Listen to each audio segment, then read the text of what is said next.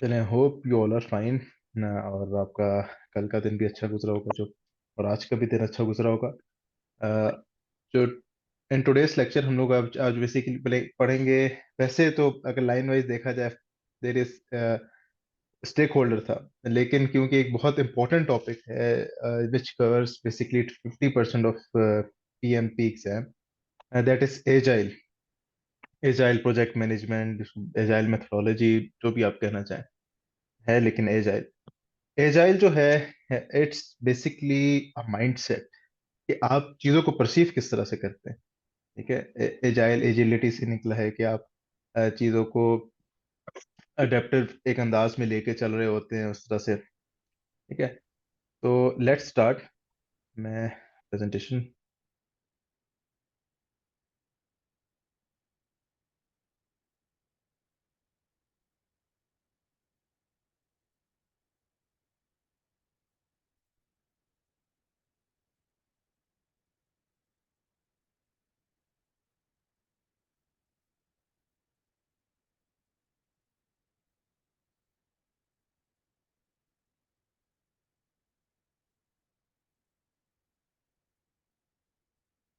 क्या I hope आप सबको स्क्रीन नजर आ रही है। फॉर दोस्त जिन्होंने आज ज्वाइन किया first session, when ever I ask कि आपको कोई चीज समझ आ रही है नहीं आ रही, तो हम लोगों ने एक वोटिंग मेथड रखा है 1 to 5 से। आपने विद इन 1 to 5 के स्केल में आपने चैट बॉक्स यहाँ पे है, उसमें आपने डाल देना है कि यस मुझे समझ आ रही है, और आपको फ्रॉम लेवल ऑफ 1 to 5 कितनी समझ आ गई है। ठीक है, ओके, गुड। Let's start. बिस्मिल्लाह रहमान रहीम।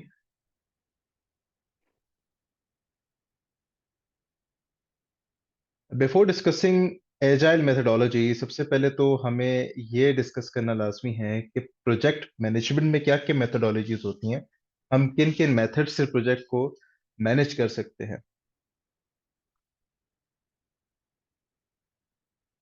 हम लोग प्रोजेक्ट मैनेजमेंट की जो मेथडोलॉजीज है, दो तरीकों से हम लोग उसको सिलेक्ट कर सकते हैं कि क्या हमने प्रोजेक्ट मैनेजमेंट मेथडोलॉजी को अपने प्रोजेक्ट में लेकर चलना है, कौन सी इंप्लीमेंट करनी है प्रोजेक्ट मैनेजमेंट की मेथडोलॉजी।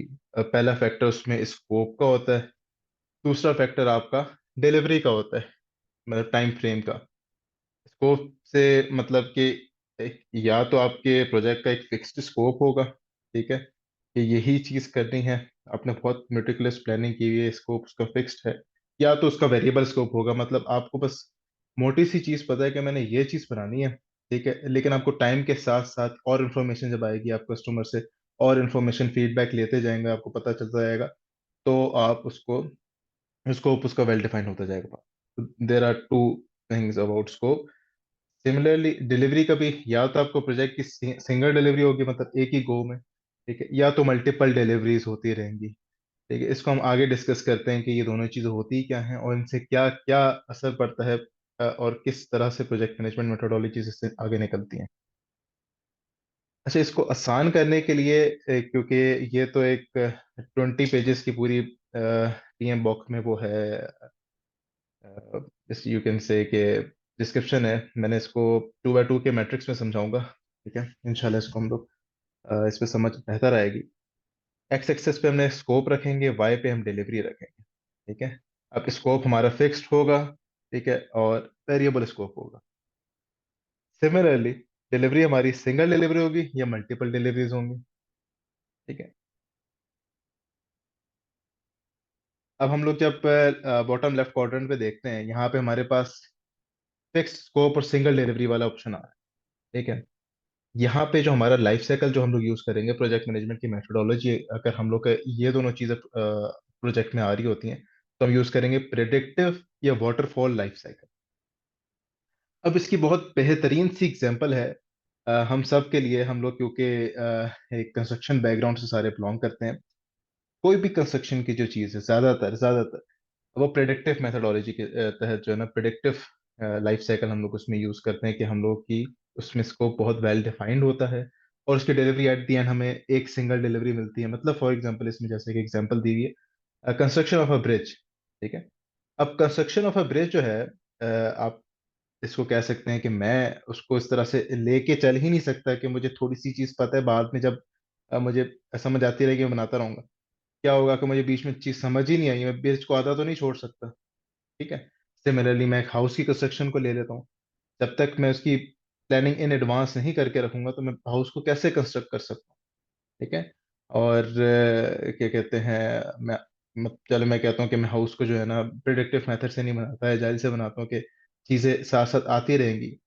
हो सकता है, लेकिन उसमें इट डिपेंड्स अपॉन कि लेवल आपको क्या है, या बहुत बड़ा घर बना रहे हैं, छोटा सा घर बना रहे हैं। चलो, इस मूविंग फॉरवर्ड, अगर तो हमारा स्कोप वेरिएबल होता है और डिलीवरी इसकी सिंगल होती है। ठीक है, डिलीवरी इज स्टिल सिंगल, लेकिन इधर स्कोप हमारा वेरिएबल होगा, स्कोप चेंज होना शुरू हो गया हमारा। वो ये जो लाइफ साइकिल है ये कहलाएगा आइटरेटिव लाइफ साइकिल। ठीक है, आइटरेशन से निकला है। आइटरेशन का मतलब होता है part by part. I repeat, अगर हमारा स्कोप वेरिएबल होगा और डिलीवरी सिंगल होगी, ठीक है, ये हमारा जो लाइफ साइकिल कहलाएगा ये आइटरेटिव लाइफ साइकिल कहलाएगा। Iterative means part by part. ठीक है। आइटरेशन में हमारे पास सबसे अच्छी एग्जांपल प्रोटोटाइप या डिजाइन किया जाती है। अब जब हम लोग आप कह सकते हैं कि एक हमारी वॉच है, मतलब आप इसकी एग्जांपल क्या कर सकते हैं। एक वॉच है हमारे पास, हमने क्लाइंट ने मुझे बोला यार एक घड़ी बना दो, स्मार्ट वॉच बना दो। तो मैंने वो स्मार्ट वॉच बना दी। लेकिन होगा क्या क्या, एक डिलीवरी तो उसको एक दफा दे दी, लेकिन साथ साथ उसको और सॉफ्टवेयर अपडेट्स भी चलती रहेंगी, और यू कैन से कि साथ साथ उस पर अपडेट सॉफ्टवेयर में आती रहेंगी। मैंने उसको प्रोटोटाइप एक दे दूंगा जिसपे वो फीडबैक मुझे देगा, and based on that feedback, based on that initial design, जिसको हम लोग प्रोजेक्ट मैनेजमेंट की टर्म में, यहाँ पे प्रोटोटाइप को हम लोग एमवीपी या मिनिमम वायबल प्रोडक्ट कहते हैं, वो हम उसको प्रोवाइड करेंगे, उस पर वो फीडबैक देगा हम लोग, और उसको एनहांस करेंगे। और मतलब उसका स्कोप लिमिटेड नहीं है, वो वेरी करता रहेगा। मतलब हो सकता है कि वो बाद में बोले कि यार मुझे ये फंक्शन, इसमें फंक्शनैलिटी भी ऐड कर दो, मैं उसको कर दूंगा। लेकिन उसको एक मिनिमम वायबल प्रोडक्ट में इनिशियली दूंगा। मिनिमम वायबल प्रोडक्ट क्या होता है, वो प्रोडक्ट होता है जिसमें जो मोस्ट इंपॉर्टेंट चीज़ है वो बताता है आपका क्लाइंट या आपका कस्टमर। ठीक है, कि मुझे ये इंपॉर्टेंट इंपॉर्टेंट चीज़ें चाहिए। अब इनिशियली एक प्रोडक्ट उसको दे दो, वर्किंग प्रोडक्ट होता है, काम करता है वो प्रोडक्ट होता है। ठीक है, जिसमें वो इंपॉर्टेंट चीज़ें होती हैं सिर्फ, वो प्रोडक्ट वो यूज करता है, देन वो उस पर फीडबैक देता है आपको, और बेस्ड ऑन दैट फीडबैक आप उस पे क्या कहते हैं चेंजेस और उसमें एडिशंस करते रहते हैं साथ साथ। ओके। अब हम लोग जब अपर राइट लेफ्ट क्वाड्रेंट पे जाते हैं, इसमें हमारे पास स्कोप फिक्स्ड है, लेकिन अब डिलीवरीज मल्टीपल हो गई, मतलब एक डिलीवरी नहीं, और काफी सारी डिलीवरीज हो गई। इसको हम कहेंगे इंक्रीमेंटल लाइफ साइकिल। ठीक है। ये भी सिमिलरली आइटरेटिव की तरह, इसमें भी हम लोग इंक्रीमेंट्स में, पार्ट्स में ही डिलीवर करते हैं। ठीक है। और इसकी सबसे बेस्ट एग्जांपल बनेगी हमारी e learning course. This course, ये जो कोर्स आप ले रहे हैं, आपका एक स्कोप फिक्स्ड है that you eight the and you will becoming PMP certified. ठीक है। लेकिन डिलीवरीज मल्टीपल हैं। आपकी क्लास जो है, आपकी क्लास क्या कहते हैं, वीकेंड्स पे क्लासेस होती हैं आपकी, कुछ पार्ट्स बाय पार्ट क्लासेस हो रही हैं, पार्ट बाय पार्ट आप मॉक एग्जाम्स देंगे, फिर एट द एंड आपका स्कोप तो एक ही है कि यार मैंने पीएमपी सर्टिफाइड बना है। That can not change with in this course. या फिर एक दूसरी एग्जांपल हम लोग इसमें लेकर आ सकते हैं, जो कि हमारी नेटफ्लिक्स की सीरीज होती है। देखिए द जेनरे या फिर scope of that movie is, you can say fixed, कि अगर उसका जनरे रोमांटिक है वो रोमांटिक ही रहेगा, या फिर एक्शन मूवी है तो वो एक्शन ही रहेगी। बस उसकी पार्ट जो इसकी डिलीवरीज है वो पार्ट में सीजन 1, सीजन 2, एपिसोड 1, 2, 3, 4, 5 इस तरह से आएगी। एट द लास्ट, अगर तो हमारे पास स्कोप भी वेरिएबल है और डिलीवरीज भी मल्टीपल हैं, तो ये लाइफ साइकिल कहलाएगा एजाइल लाइफ साइकिल। ठीक है। और इसकी जो बेस्ट एग्जांपल बनती है, वो बनती है सॉफ्टवेयर या रिसर्च एंड डेवलपमेंट। ठीक है। सॉफ्टवेयर में आपके पास आप वेबसाइट की जो वेबसाइट्स हैं हमारी, उसकी आप एग्जांपल ले सकते हैं, या आप आईफोन की भी एग्जांपल ले सकते हैं। ठीक है। आपका जो है ना एक जो उसका स्कोप स्कोप वेरी कर रहा है कि भाई मैंने, फॉर एग्जांपल हम वेबसाइट की एग्जांपल लेते हैं। वेबसाइट का स्कोप, मैंने इनिशियली एक चीज लॉन्च कर दी, एक वेबसाइट का खाका सा बना दिया कि उसमें मैंने ये चीज करनी थी, लेकिन साथ साथ मैं और भी चीज ऐड करता गया। ठीक है, मतलब मेरी इनिशियली जो वेबसाइट थी वो डेयरी प्रोडक्ट से थी, लेकिन बाद में मैंने उसमें जो है ना फास्ट फूड भी ऐड कर दिया और बाकी सारी चीजें ऐड कर दी। मतलब मेरा स्कोप एक नहीं है। ठीक है, और उसकी डिलीवरीज भी मल्टीपल मल्टीपल डिलीवरीज कर दी। मतलब मैंने जो है ना वेबसाइट बनाई पहले, पीसीस के लिए वेबसाइट बना ली, फिर उसके बाद जो है ना मोबाइल के लिए, फिर आईफोन के लिए। ठीक है, तो इस तरह से ये चीज कहलाएगी एजाइल। ठीक है, एजाइल लाइफ साइकिल के अंडर फॉल करेगी। यहां तक कोई सवाल, कोई इशू? काइंडली मुझे बता।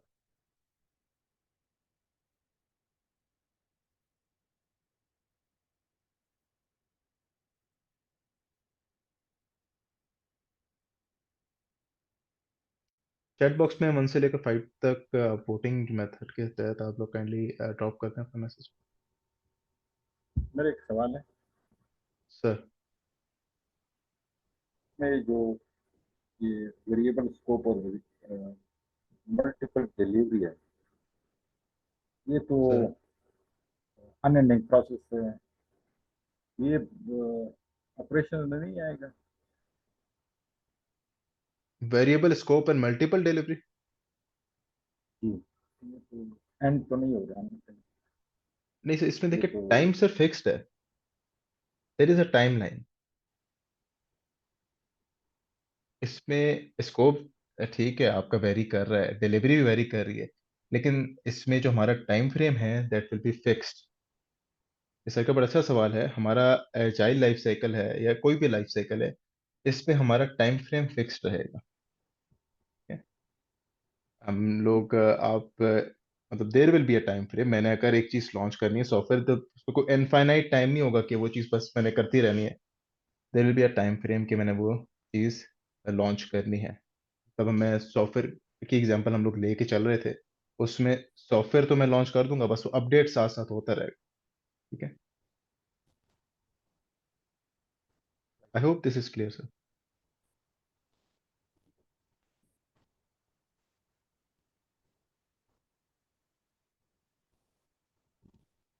जी जिशान, आपको क्या चीज समझ नहीं आई?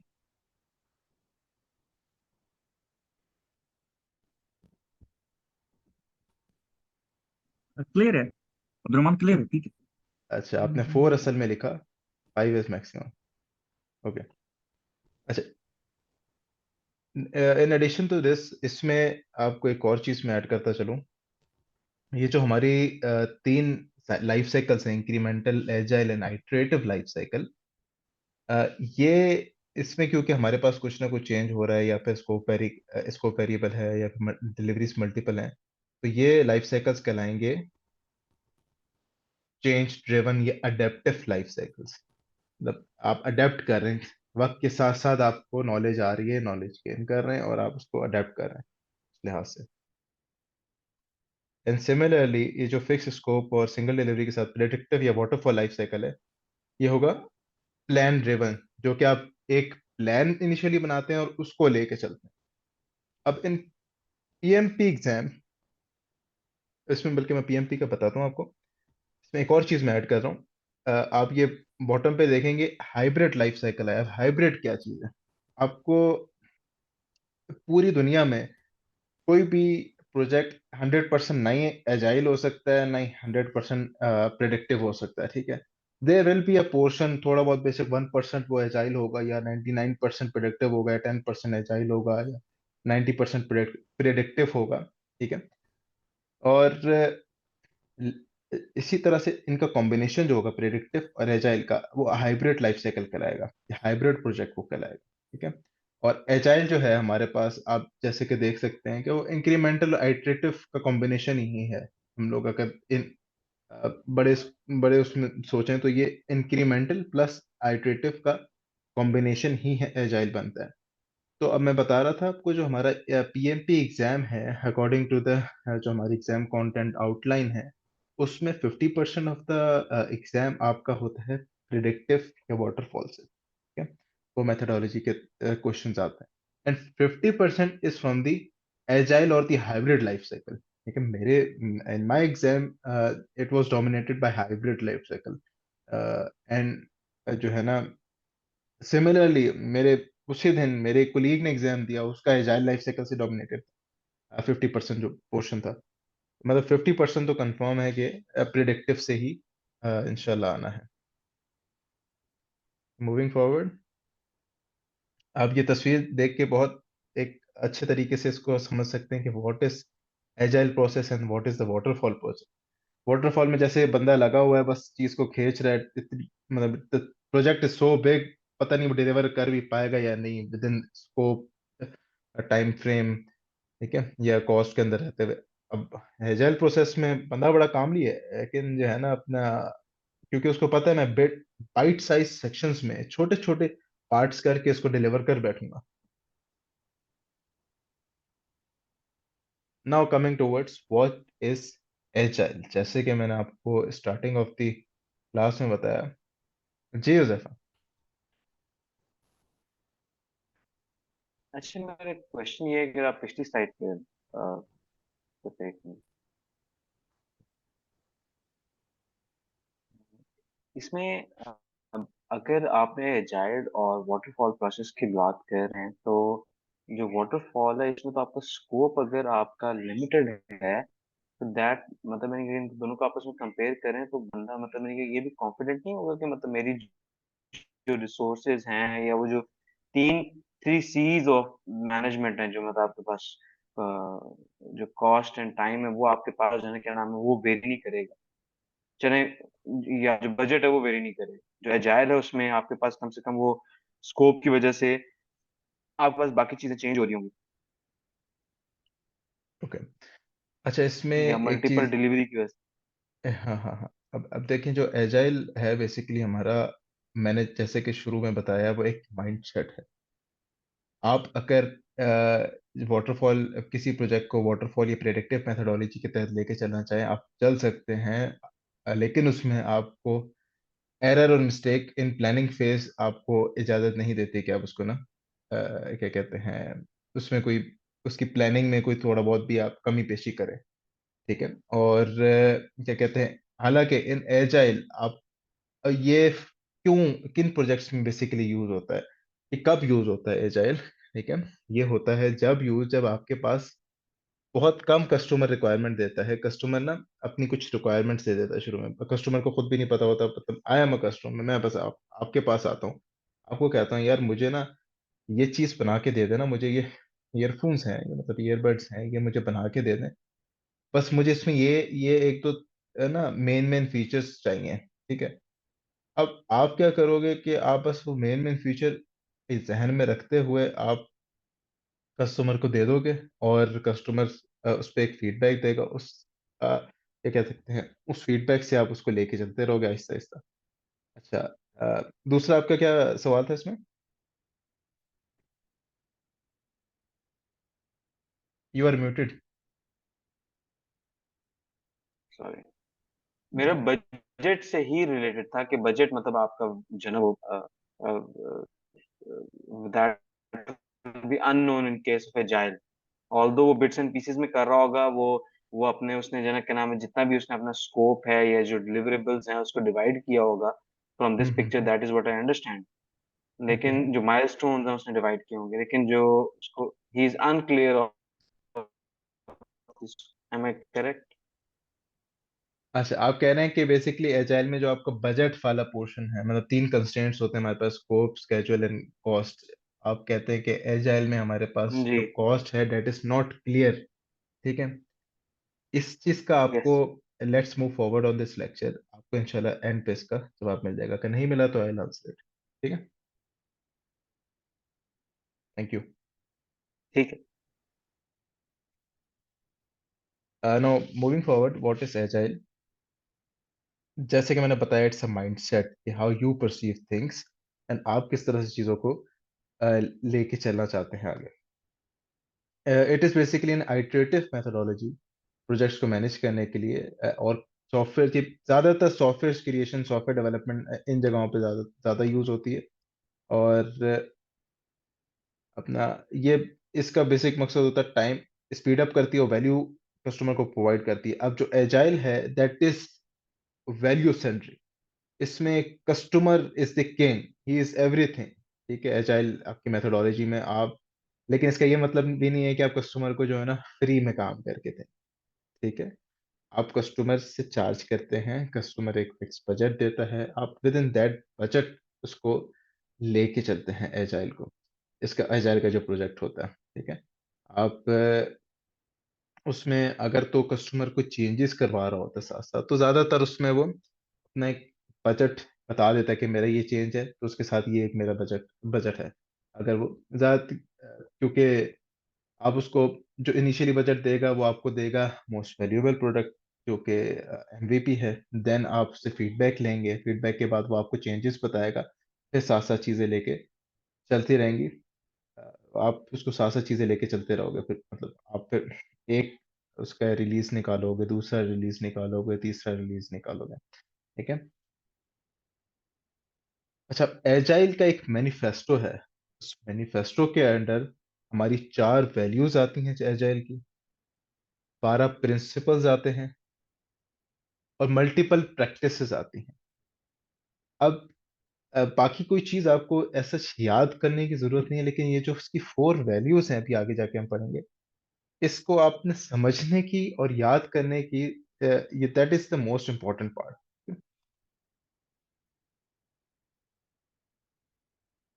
4 वैल्यूज ऑफ एजाइल मैनिफेस्टो।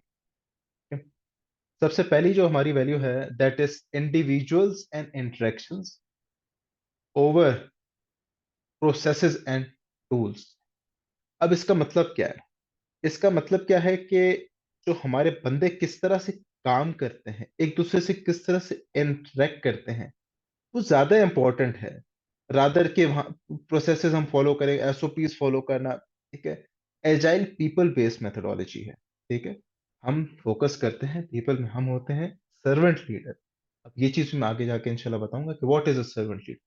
वैसे सर्वेंट लीडर माइंडसेट होता है कि आप अपनी टीम, आप जो आपकी इम्पीडमेंट्स, हर्डल्स, या आप अपनी टीम के लिए उनको हटाते हैं, आप उनके लिए एक वे क्रिएट करते हैं, आप उनके लिए हर्डल नहीं बनते हैं।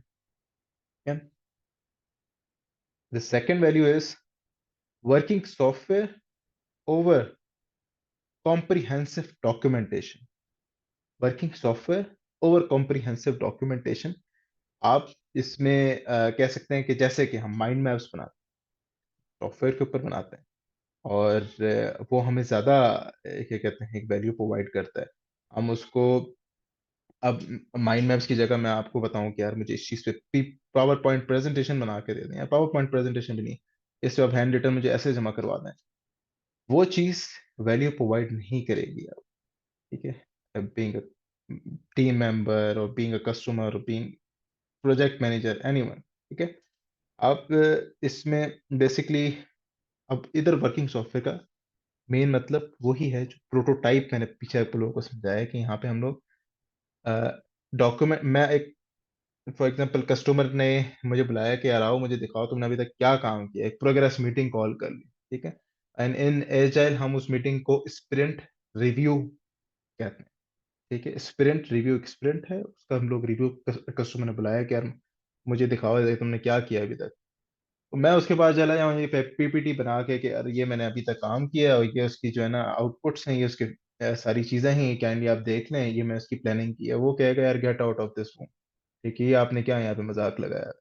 ठीक है, आप ये एजाइल एजाइल मेथोडोलॉजी कहने को सिर्फ फॉलो कर रहे हो, लेकिन अब आप बेसिकली व्हाट एजाइल से, आपने कस्टमर के पास एक वर्किंग प्रोडक्ट लेके जाना होता है। ठीक है, एक जो उसने इंपॉर्टेंट चीजें बताई, इंपॉर्टेंट इंपॉर्टेंट थोड़ी सी रिक्वायरमेंट्स अपनी बताई कि यार ये चीजें मुझे अपने प्रोडक्ट में चाहिए, आप उससे एक मिनिमम वायबल प्रोडक्ट बनाते हो। ठीक है, और उसको जाके ना कस्टमर को प्रेजेंट करते हो कि this is the working product, फिर कस्टमर उसको यूज करता है और फीडबैक देता है। Now the third value is customer collaboration over contract negotiation. अब व्हाट दिस इज, आपके लिए जैसे कि मैंने बताया, इन एजाइल कस्टमर इज एवरीथिंग। ठीक है, इसमें मैं आपको एक चीज बताऊंगा कि अब इधर कस्टमर कोलेबोरेशन का क्या मतलब है। आप कस्टमर के साथ कॉन्ट्रेक्चुअली नेगोशिएट ज्यादा ना करें, आप उसकी बात सुने, उसके आपको कॉन्ट्रेक्चुअली नेगोशिएशन की जरूरत ही नहीं पड़नी। जो वो कह रहा है आप उसकी बात सुने। देखिए, नोबडी वांट्स फ्री प्रोडक्ट। क्यों? क्योंकि नोबडी वैल्यूज फ्री प्रोडक्ट ना। ठीक है, मैं भी प्रोडक्ट अपने ये आ, अब लोगों को class this whole system free देना शुरू कर दूं मार्केट में, नोबडी वुड कम। वो कहेंगे यार ये पता नहीं क्या चीज दे रहा है। रादर मैं आपको बताता हूँ, there is a PMP instructor जो वर्ल्ड रेनाउंड है, आमिर अली, पाकिस्तानी है। He is charging $1200 for this class. और वो डिस्काउंट नहीं देता। ठीक है, और क्या कहते हैं, लोग उसके पास जाते हैं बिकॉज उनको पता है कि यार ये अगर इतने महंगा चार्ज कर रहा है तो वैल्यू भी तो इतनी प्रोवाइड कर रहा होगा ना। ठीक है, तो दैट इज बेसिकली। आप सिंपल अपनी एग्जांपल ले लें। आप बाजार में जाते हैं, आपने एक चीज खरीदनी है। ठीक है, एक दुकान वाला उसको 10 रुपए में दे रहा है, दूसरा जो है ना 50 रुपए में दे रहा है। आप कहेंगे यार ये कुछ ज्यादा फर्क तो नहीं है, कुछ 40 30 40 रुपए, 40 रुपए का ही फर्क है, तो मैं 50 वाले ले लेता हूँ, वो ज्यादा अच्छा होगा। ठीक है, वॉट देर, यहाँ पे ये चीज बताई जा रही है कि आप जो है ना कस्टमर की सुने, कस्टमर के साथ कोलैबोरेट करें। ठीक है, now the fourth value is responding to change over following a plan. Responding to change over following a plan. जैसे कि आपको पहले बताया गया कि एजाइल जो है दैट इज चेंज ड्रिवन। ठीक है, एजाइल चेंज क्या कहते हैं, चेंज यूज करके उससे हेल्प लेके अपने आगे के रास्ते को बनाती है। ठीक है, whenever the change comes basically we will prioritize it and then implement it। Customer ने कहा कि यार ये चेंज है, आपने मतलब ये एडिशनल रिक्वायरमेंट है, इन बिटवीन आप काम कर रहे हो, तो आप उसको ये कहते हैं सबसे पहले उससे रिक्वायरमेंट ले लोगे, आप उसको प्रायोरिटाइज करोगे, देन उसको आप इम्प्लीमेंट भी कर दोगे। एजाइल में आप रिजिड नहीं होते। There is no rigidity because there is agility. ठीक है, तो ये एडेप्टिव लाइफ साइकिल है। I hope these four values are clear, put in the chat box।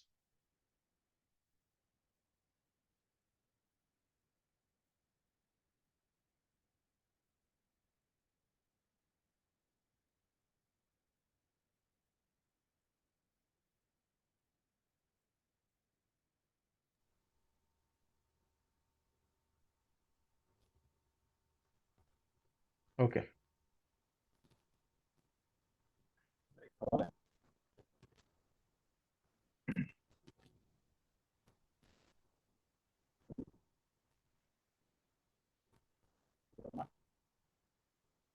Sir you want to ask something? हाँ हाँ, एक सवाल है मेरे पिछले स्लाइड पे जो कर रहे थे, इसमें हम कह रहे हैं एजाइल जो मैनेजमेंट मेथोडोलॉजी, इसमें सेकंड आपने वर्किंग सॉफ्टवेयर और कंप्रिहेंसिव डॉक्यूमेंटेशन। इसमें तो आज तक हम ये पढ़ते आ रहे थे कि प्रोजेक्ट रिक्वायर्स डिटेल डॉक्यूमेंटेशन। ये वर्किंग सॉफ्टवेयर पे इट इज प्रेफरिंग और कंप्रिहेंसिव डॉक्यूमेंटेशन, ये पॉइंट दिख रहा है बिल्कुल, वेरिफिकेशन का। बिल्कुल सर, यू आर राइट। जो आप बात कर रहे हैं सर, यहाँ पे हम प्रोजेक्ट मैनेजमेंट में जो हम लोग ज़्यादा फॉलो करते रहे हैं construction industries, that is predictive life cycle. ठीक है, प्रेडिक्टिव या वाटरफॉल जैसे कि हमने पढ़ा। प्रेडिक्टिव और वाटरफॉल में हम लोग की डॉक्यूमेंटेशन ज़्यादा मैटर कर रही होती है। ठीक है, क्योंकि हम लोगों ने प्लानिंग उसकी बहुत मेटिकुलसली की हुई होती है। ठीक है, वहाँ पे आपकी डॉक्यूमेंटेशन बहुत मैटर कर रही होती है। लेकिन क्योंकि हम एजाइल पढ़ रहे हैं, यहाँ पे हम डॉक्यूमेंटेशन को प्रेफर नहीं करते। यहाँ इधर इस वैल्यू का मतलब ये है कि आपने जो बेसिकली कस्टमर है या आपका क्लाइंट है, उसके साथ डीलिंग कॉम्प्रिहेंसिव डॉक्यूमेंटेशन के साथ, यानी डॉक्यूमेंट्स बनेंगे, डॉक्यूमेंटेशन होगी, ये नहीं कि बिल्कुल भी नहीं होगी। लेकिन जब आपसे कस्टमर पूछता है, आपने उसको डॉक्यूमेंट वो, अगर आप एजाइल मैनिफेस्टो या एजाइल मेथोडोलॉजी यूज कर रहे हैं, तो आपने उसके पास डॉक्यूमेंट्स नहीं लेके जाना, आपने एक working software, working product, minimum viable product लेके जाना है। यहाँ पे इसका ये मतलब है। से काइंडली बता दें करिए, if it's clear.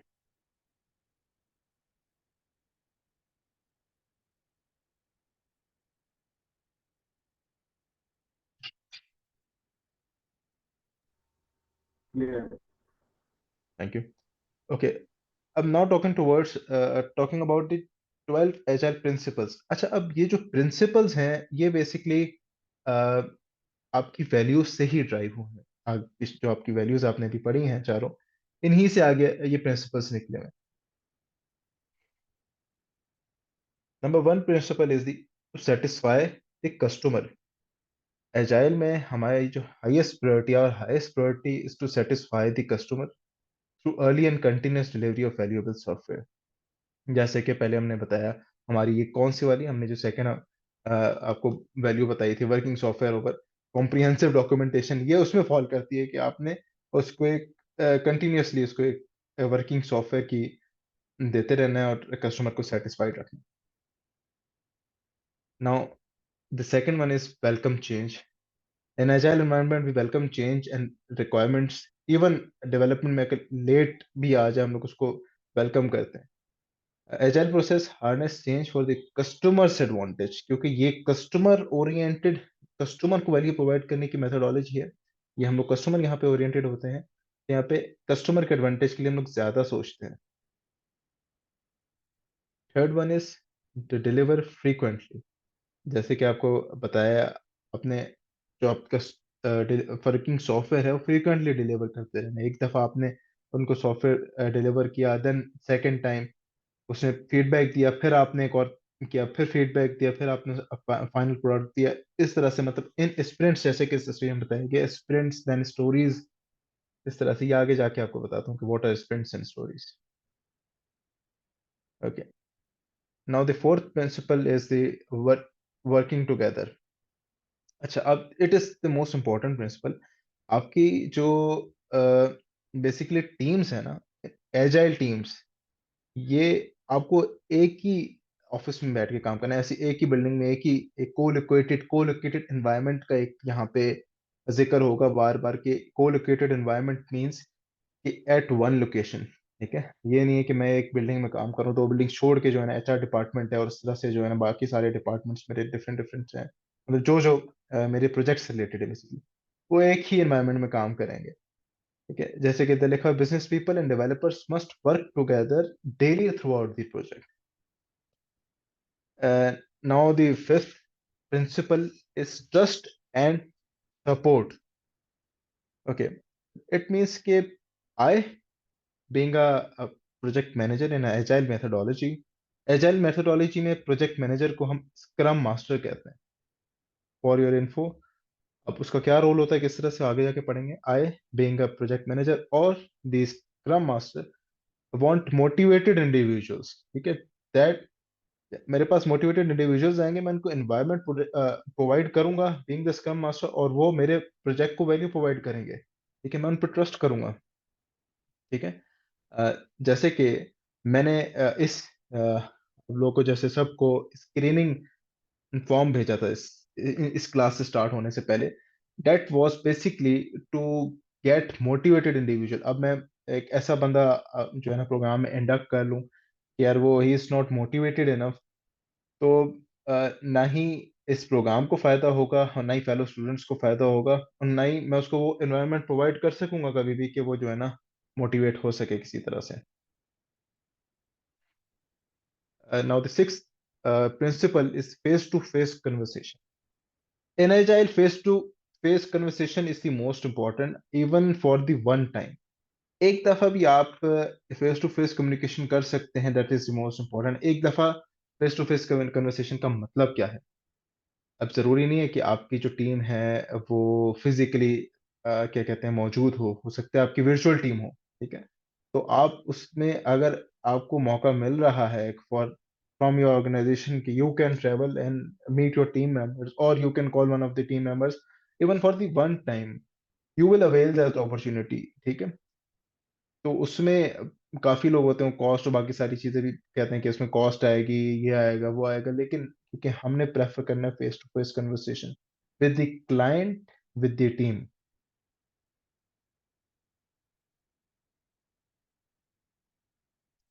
Seventh principle is working software. बार बार जैसे कि इसको बताया गया, working software is basically the primary measure of progress. ठीक है, आपने प्रोग्रेस मेजर करनी है, ये उसका प्राइमरी मेजर है। ठीक है, और इसी से ही आपको पता चलेगा कि कितनी प्रोग्रेस अचीव कर ली है अपने इस पूरे प्रोजेक्ट में और या फिर उस स्प्रिंट में।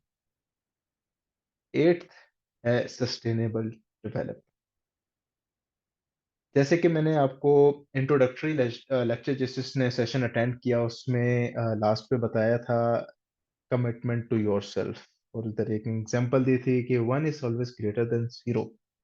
कि do something daily, do something daily, that is known as sustainable development. कि आप रोज कुछ ना कुछ करें। यहाँ पे लिखा हुआ है जैसे agile processes promote sustainable development, sponsors, developers and users should be able to maintain a constant pace indefinitely. आप जब तक रोज कुछ ना कुछ नहीं करेंगे, आप उसको अचीव नहीं कर सकते, अपने गोल को, अपने टारगेट को, जो भी आपके, आप जो भी कुछ अचीव करना चाहते हैं उसको। ठीक है, इसमें एक वो एक कोटेशन भी है, वो कहाँ से, प्रोवर्ब है शायद, या कि how do you eat an elephant. मुझे जरा चैट बॉक्स में बताएं कि how do you eat an elephant. छोटा सा एनिमल है elephant. How do you eat an elephant?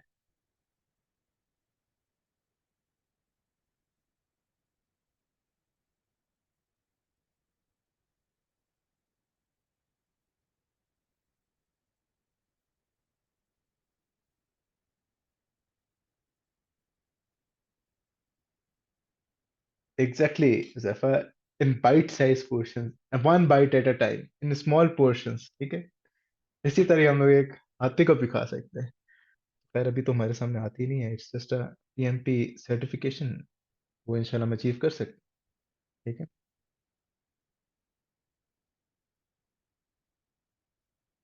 Moving forward, the ninth principle is the continuous attention. अब basically एक क्वालिटी से रिलेटेड एक प्रिंसिपल है कि आपने टेक्निकल डिटेल पे आपकी टीम और आपने जो है ना उस पर कंटिन्यूअस अटेंशन देनी है, उसकी क्वालिटी बरकरार रखनी है।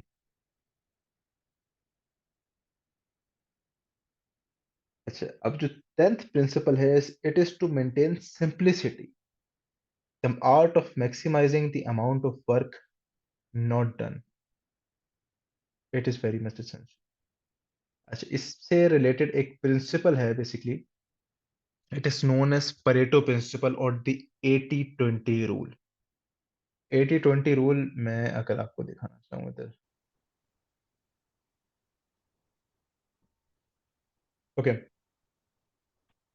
तो आपके कस्टमर ने आपको 100 रिक्वायरमेंट्स प्रोवाइड किए हैं कि यार ये Abdulrahman, these are the 100 requirement जो कि मेरे प्रोडक्ट में होनी चाहिए, और आप जो है ना इसको देखेंगे क्या किया जा सकता है इसके साथ। मैं क्या करूंगा, मैं इस पे एक लाइन खींच दूंगा। ठीक है, अब लाइन खींचने के बाद मैं देखूंगा जो मेरे पास 20 most important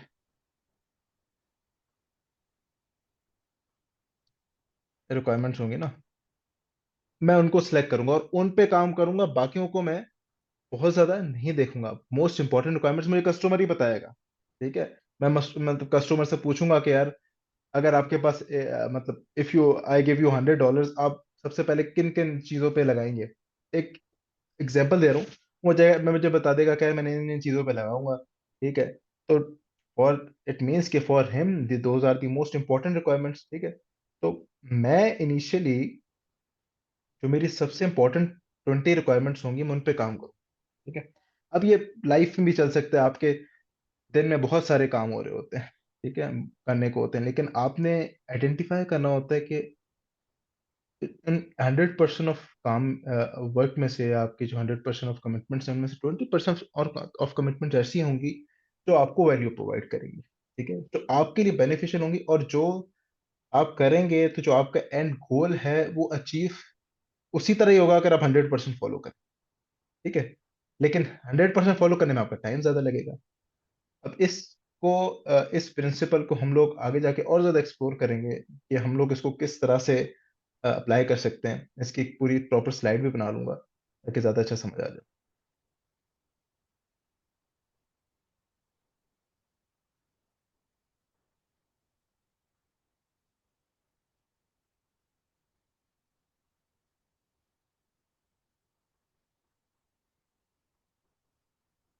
okay,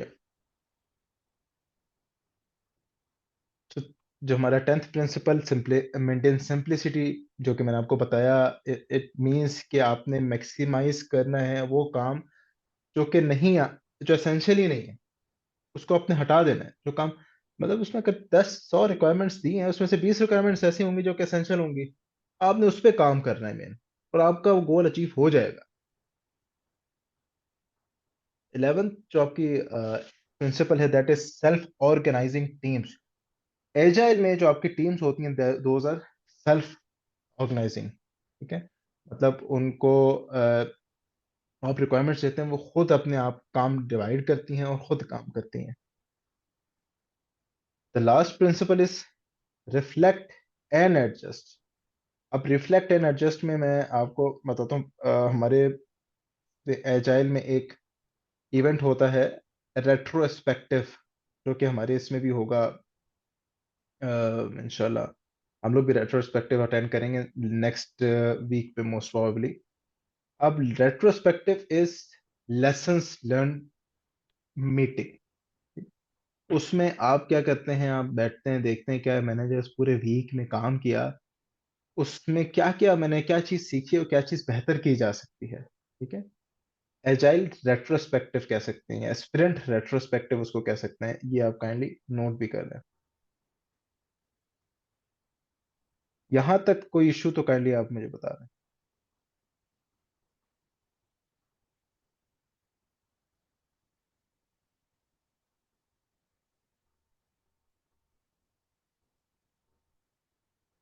kindly chat में बता दें हम लोग को, if you have understood what was up till now.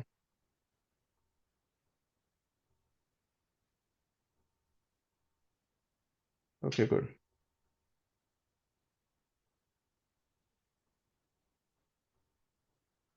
अब एजाइल के प्रिंसिपल्स, हमने वैल्यूज भी पढ़ ली, 4 वैल्यूज पढ़ी, उसके बाद हमने 12 प्रिंसिपल्स पढ़े। अब उसकी मल्टीपल प्रैक्टिसेस हैं एजाइल के अंदर भी। हम इसको हम लोग किस तरह से देख सकते हैं, एजाइल की एक अम्ब्रेला है, उसके अंदर मल्टीपल प्रैक्टिसेस है। स्क्रम है, क्रिस्टल मेथोडोलॉजी, कैन बैन की मेथोडोलॉजी है, एक्सपी मतलब एक्सट्रीम प्रोग्रामिंग की मेथोडोलॉजी है, डीएसडीएम होता है dynamic system development method, FDD future driven development, RUP पे लीन मेथोडोलॉजी है, और भी बहुत सारी, अराउंड कोई 50 के करीब कोई मल्टीपल प्रैक्टिसेस हैं। लेकिन हमने वो सारी नहीं पढ़नी, हमने सिर्फ 2 पे फोकस, 2 है हमारी, पहले स्क्रम पे और कैनबैन पे फोकस रखना है। अब कुछ एजाइल के बेसिक बेसिक से कॉन्सेप्ट्स हम देखेंगे, हमने पहले भी कवर किए हैं, लेकिन थोड़ा सा भी देख लेते हैं और उसको रिवीजन भी हो जाएगी। एक तो एजाइल जो है वो टाइम बॉक्स्ड होता है, जैसे कि बात की थी कि इसमें टाइम हमारा फिक्स्ड होता है एजाइल में। हम लोग लेकिन होता है कि वी बस थ्रू स्मॉल स्टेप्स हम रिजल्ट्स को कस्टमर के एंड में देते हैं, और एज क्विकली एज पॉसिबल, जिसको मिनिमम वायबल प्रोडक्ट या एमवीपी हम कहते हैं। We focus on important things first, जो कि बताया 80-20 रूल, परेटो प्रिंसिपल। और हम लोग व्हाट इट डिलीवर वर्क्स, हम वर्किंग प्रोडक्ट देते हैं, वर्किंग सॉफ्टवेयर देते हैं उसको। अच्छा, एजाइल में टीम्स जो होती हैं हमारी, वो क्रॉस फंक्शनल होती हैं। ठीक है, मतलब जैसे हमने पहले पढ़ा था फंक्शनल, एक लफ्ज यूज हुआ था फंक्शनल का हमारा, मतलब इसमें हमारी टीम्स फ्रॉम डिफरेंट डिपार्टमेंट्स होती है। ठीक है, ताकि हमें किसी की भी जरूरत पड़े और तो हम लोग उसको यूज कर सकते हैं, उसकी हम लोग स्किल सेट यूज कर सकते हैं अपने पास। और यहाँ पे और हमारी जो टीम्स होती हैं वो कोलोकेशन, एक ही एनवायरनमेंट में, कोलोकेटेड एनवायरनमेंट में मौजूद होती हैं, ताकि हम जो भी इशू आए उनके पास जाएं और उसी वक्त सॉल्व हो सके। ये नहीं कि मुझे उसके लिए 1 घंटा दूर जाना पड़े। ठीक है? हम टीम से कंटिन्यूस फीडबैक लेते रहते हैं। वो कैसे लेते हैं, जैसे आपको बताया, रेट्रोस्पेक्टिव सेशन में भी लेते हैं। एक हम लोग डेली भी एक मीटिंग कंडक्ट कर रहे होते हैं जिसको हम कहते हैं daily stand up. Daily stand up, kindly note this, ये स्लाइड में फिलहाल नहीं है, लेकिन आप ये डेली स्टैंड अप हम लोग ये कंडक्ट करवाते हैं। 3 मिनट्स का सेशन होता है जिसमें हम 3 चीजें देखते हैं। पहला, ये व्हाट वाज डन यस्टरडे, कि कल हमने क्या किया था। दूसरा, what will be done today, आज हमने क्या करना है। तीसरा, कोई मसले मसाइल, कोई इश्यूज, कोई इम्पीडमेंट्स वगैरह तो नहीं है जो हर्डल कर रही हैं। ये 3 चीजें हम उस मीटिंग में ना डिस्कस करते हैं। ये 15 मिनट्स की टोटल मीटिंग होती है। अब इसमें एक सवाल उठता है कि अगर कोई इशू होता है, ठीक है, मेरा कोई टीम मेंबर कह देता है यार सर ये इशू है, ठीक है, तो मैं क्या करूंगा। मैं उसको बोलूंगा ठीक है यार, इशू मैंने नोट कर लिया, इसके बाद एक फॉलो अप मीटिंग रखूंगा फौरन फौरन, क्योंकि ये तो daily stand up is only 15 minutes, इससे एक्सीड नहीं होना चाहिए। ठीक है, तो आप फॉलो अप मीटिंग रखेंगे और उसमें उस इशू को डिस्कस करेंगे और सॉल्व रखेंगे, और बेसिक उसी सेशन के बाद वो मीटिंग कॉल कर लें। ठीक है। अच्छा, everyone is empowered and accountable. Agile में आपकी जो टीम मेंबर्स हैं, तो they are accountable for their work. ठीक है, उन वो क्योंकि वो खुद ही आपस में वर्क डिवाइड कर रहे हैं, खुद ही काम कर रहे हैं, तो वो they will themselves be accountable. हमारी जो टीम्स होती हैं, दो आर जनरलिस्ट नॉट स्पेशलिस्ट। अच्छा, इस कॉन्सेप्ट को मैं थोड़ा सा समझाना चाहूंगा।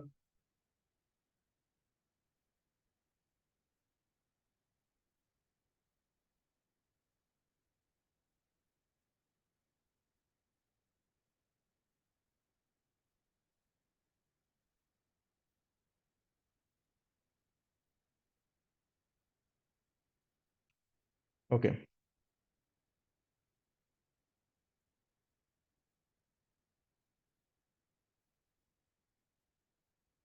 एक मेरे पास एक टीम मेंबर है, फॉर एग्जांपल, जिसको अपनी चीजों के बारे में बहुत अच्छे तरीके से पता है। मतलब आप इसकी एग्जांपल इस तरह से ले सकते हैं, एक फॉर एग्जांपल एक सॉफ्टवेयर डेवलपर है, he knows how to develop a software. ठीक है, उसका वो माहिर होगा, स्पेशलिस्ट होगा, लेकिन ही वोंट बी नोइंग कि यार अपना अगर कोई बीमारी हो जाती है, फॉर एग्जांपल, बीमारी से भी उसको भी रहने दें आपके, एक कंस्ट्रक्शन का काम कैसे चलता है, तो वो चीज़ बिल्कुल भी नहीं पता होगा कि यार रोड कैसे बनता है, क्या क्या लेयर्स होती हैं उसमें। ठीक है, वो चीज़ he won't be knowing that thing. तो वो क्या होगा, अपनी ही डोमेन का स्पेशलिस्ट होगा, ओन डोमेन स्पेशलिस्ट। ठीक है, और ये कहलाते हैं आई टाइप लीडर्स। ठीक है, सिमिलरली समझाने के लिए, एक बंदा है जिसको अपनी डोमेन का भी नहीं कुछ पता। ठीक है, उसको नहीं पता कि मैं क्या कर रहा हूँ, लेकिन बाकी सबका थोड़ा बहुत अंदाजा है कि यार डॉक्टर थोड़ा बहुत ये क्या कर रहा होता है। ठीक है, सॉफ्टवेयर डेवलपर क्या करता है, और कंस्ट्रक्शन वगैरह उनका भी डेप्थ में नहीं पता, थोड़ा बहुत पता है, बेसिक बेसिक सा आइडिया है। ठीक है, तो वो neither specialist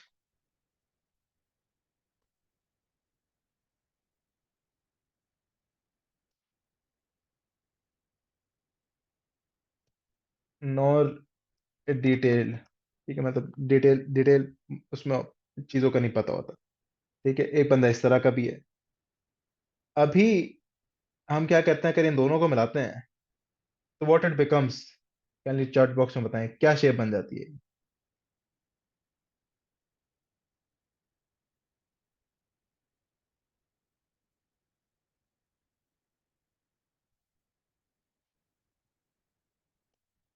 can you chat box में लिखें क्या शेप बन गई है।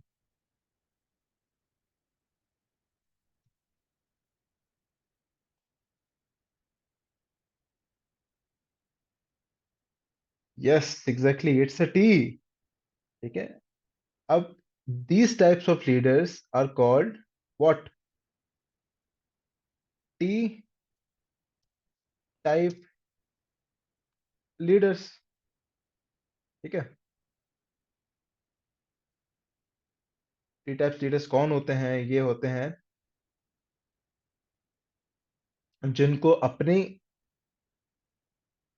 सारा पता है, अपनी डोमेन के बारे में, they are specialist, either he is software engineer और whoever he is, अपनी डोमेन के बारे में he will be knowing any everything, specialist होगा। और बाकी सारी डोमेन्स के बारे में भी कुछ ना कुछ उसको अंदाजा होगा, कुछ ना कुछ उसको पता होगा, जनरलाइज चीजों को भी पता होगा, and he will be a specialist of his own things. इसको हम लोग या तो टी टाइप लीडर कह सकते हैं, या फिर हम लोग इसको जनरलाइज्ड स्पेशलिस्ट भी कह सकते हैं।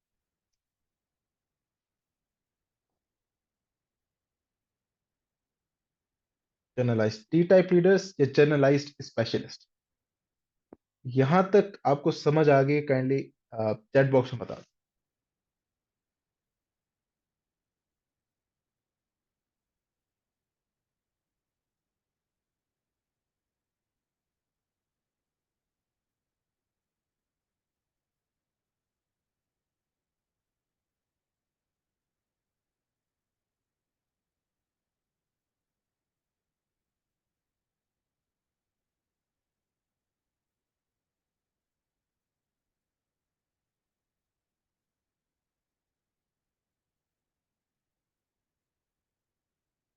Okay, moving forward. जैसे कि टीम्स का हमारा लास्ट पॉइंट हम डिस्कस कर रहे थे, जो कि आपको डिटेल में बताया कि जर्नलिस्ट होते हैं, स्पेशलिस्ट नहीं। मतलब खैर यहाँ पे थोड़ा सा मिस स्पेलिंग हो गई, जनरलाइज्ड स्पेशलिस्ट होते हैं, ठीक है। अपना क्या कहते हैं, जो टीम होती है जनरलाइज्ड स्पेशलिस्ट होती है। जनरली भी उनको चीज़ों को पता होता है, अपनी डोमेन के स्पेशलिस्ट भी होते हैं, टी टाइप लीडर्स कहलाते हैं। T type leaders are is a proper term used in PM.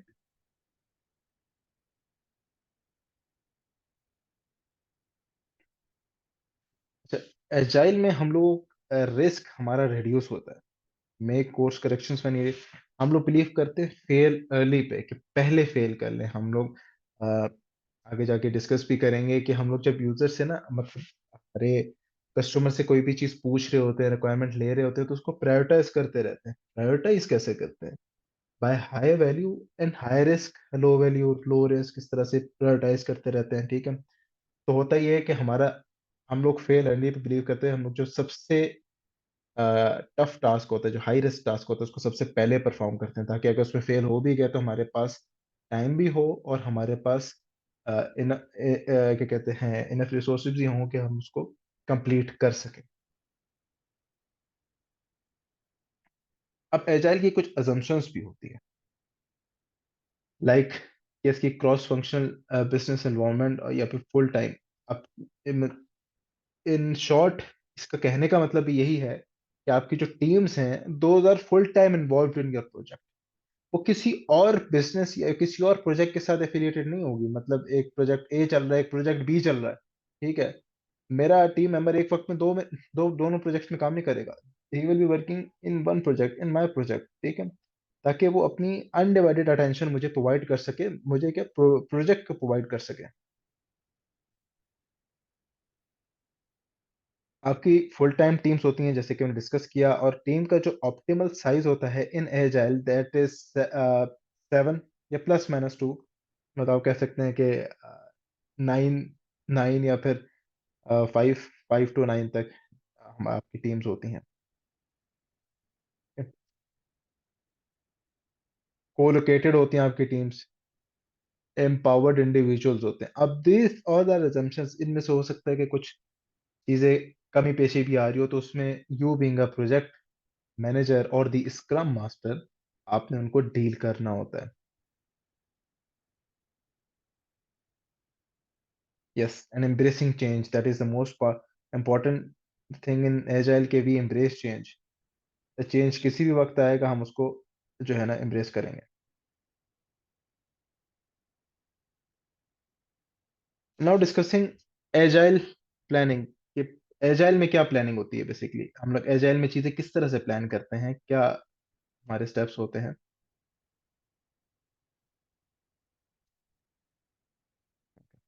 एक होती है हमारी नॉर्मल प्लानिंग। नॉर्मल प्लानिंग में सबसे पहले हमारे पास एक रोड मैप होता है, पूरा एक रोड मैप आ गया। मतलब फॉर एग्जांपल मैंने ये चीज एक बनानी है, उसको हम लोग क्वार्टर्स में डिवाइड कर लेते हैं, पहले क्वार्टर, दूसरे क्वार्टर, थर्ड क्वार्टर, या फिर फोर्थ क्वार्टर में डिवाइड कर देते हैं। देन क्वार्टर्स को फर्दर हम डिवाइड कर देते हैं मंथ्स में, और मंथ्स को भी फर्दर हम लोग डेज में डिवाइड कर देते हैं, जिसको हम लोग अ, जैसे प्राइमवेरा सॉफ्टवेयर पे हम लोग प्लानिंग करते हैं, हम लोग WBS बनाते हैं, प्रॉपर एक प्लानिंग करते हैं। एक हमारे पास एक खाका सा होता है कि हमने टू बिल्ड अ हाउस, और उसको एक लास्ट स्टेप तक हम प्लानिंग करते हैं। नॉर्मल प्लानिंग में हम लोग, नॉर्मल प्रोजेक्ट्स में हम लोग इस तरह से प्लानिंग करते हैं, डेज में, लास्ट डेज पर डे तक। अब हम लोग what do we do in agile?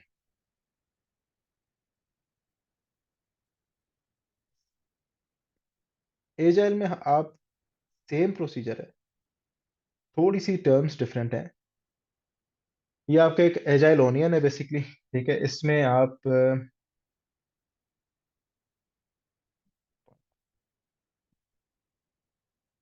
सबसे पहले आपका विजन होता है कि आपने क्या, एक विजन है कि जो आपको बताया कि यार ये एक विजन है, मैंने इस चीज पे बनानी है, फिर आप उसका रोड मैप बना लेते हैं। देन रिलीजेस होती हैं उसकी, जैसे एक विजन, देन अ रोड मैप, देन रिलीज, उसके बाद आइटरेशन जिसको हम स्प्रिंट्स भी कहते हैं, देन डेली जिसको हम डेली स्टैंड अप भी कहते हैं, ठीक है? और ये जो बेसिकली है ये वाली प्लानिंग, इसको हम लोग in other way progressive elaboration या रोलिंग वेव प्लानिंग भी हम कहते हैं, जिसमें हमारे पास इनिशियली जो चीज़ें मौजूद होती हैं उससे हम एक इनिशियली प्लान बना लेते हैं, और साथ साथ वाइल प्रोग्रेसिंग, ठीक जैसे कि एक वेव होती है, प्रोग्रेस होते होते हमारे पास इंफॉर्मेशन आ रही होती है, हम प्लान को अपडेट कर रहे होते हैं, ठीक है। That is called rolling wave planning. ये वैसे तो बहुत डिटेल में इसकी सारी चीज़ें, लेकिन फॉर योर कॉन्सेप्ट आप ये जो मैंने चीज़ बताई है, दैट इज द की। इसमें अगर हम लोग थोड़ा सा और देख लें कि मोस्ट फ्रीक्वेंट हमारी डेली स्टैंड अप्स या डेली हम लोग की मीटिंग्स हो रही होती है, जिसमें मिनिमल इन एग्जेक्टिव लेवल की बहुत मिनिमम वो इन्वॉल्वमेंट होती है, मतलब एग्जेक्टिव्स की जो हाई लेवल हमारे बंदे होते हैं, हाई लेवल ऑफिशियल्स होते हैं, उनकी बहुत मिनिमल इन्वॉल्वमेंट होती है। साथ साथ ये बढ़ता जाएगा तो सबसे ज्यादा मैक्सिमम इन्वॉल्वमेंट हमारी एग्जेक्टिव्स की, वो विजन में सारे बैठे होते हैं, सारे एग्जेक्टिव्स सबके होते हैं, सारे स्टेक होल्डर्स होते हैं, और ये लीस्ट फ्रीक्वेंट होती है, मतलब एक की दफा होती है मोस्ट प्रोबेबली एक प्रोजेक्ट में। तो ये है basically.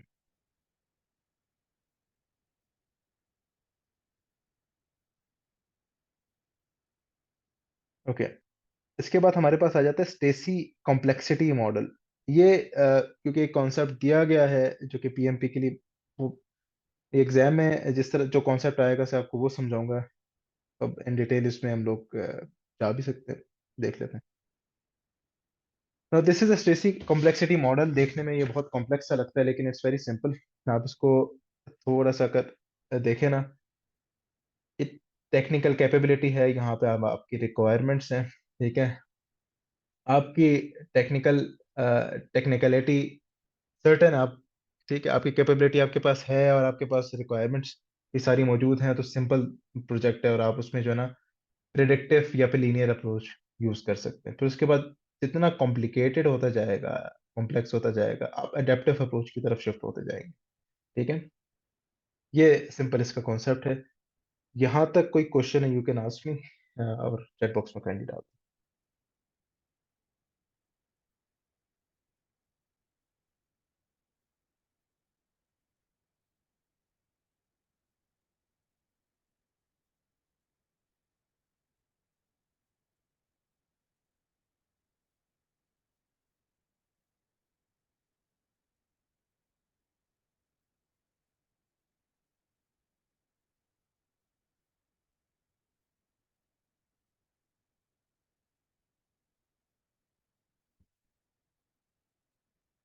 Can you hear me? यहाँ तक if anybody has any question, और अगर समझ आ गई तो काइंडली चैट बॉक्स में डाल।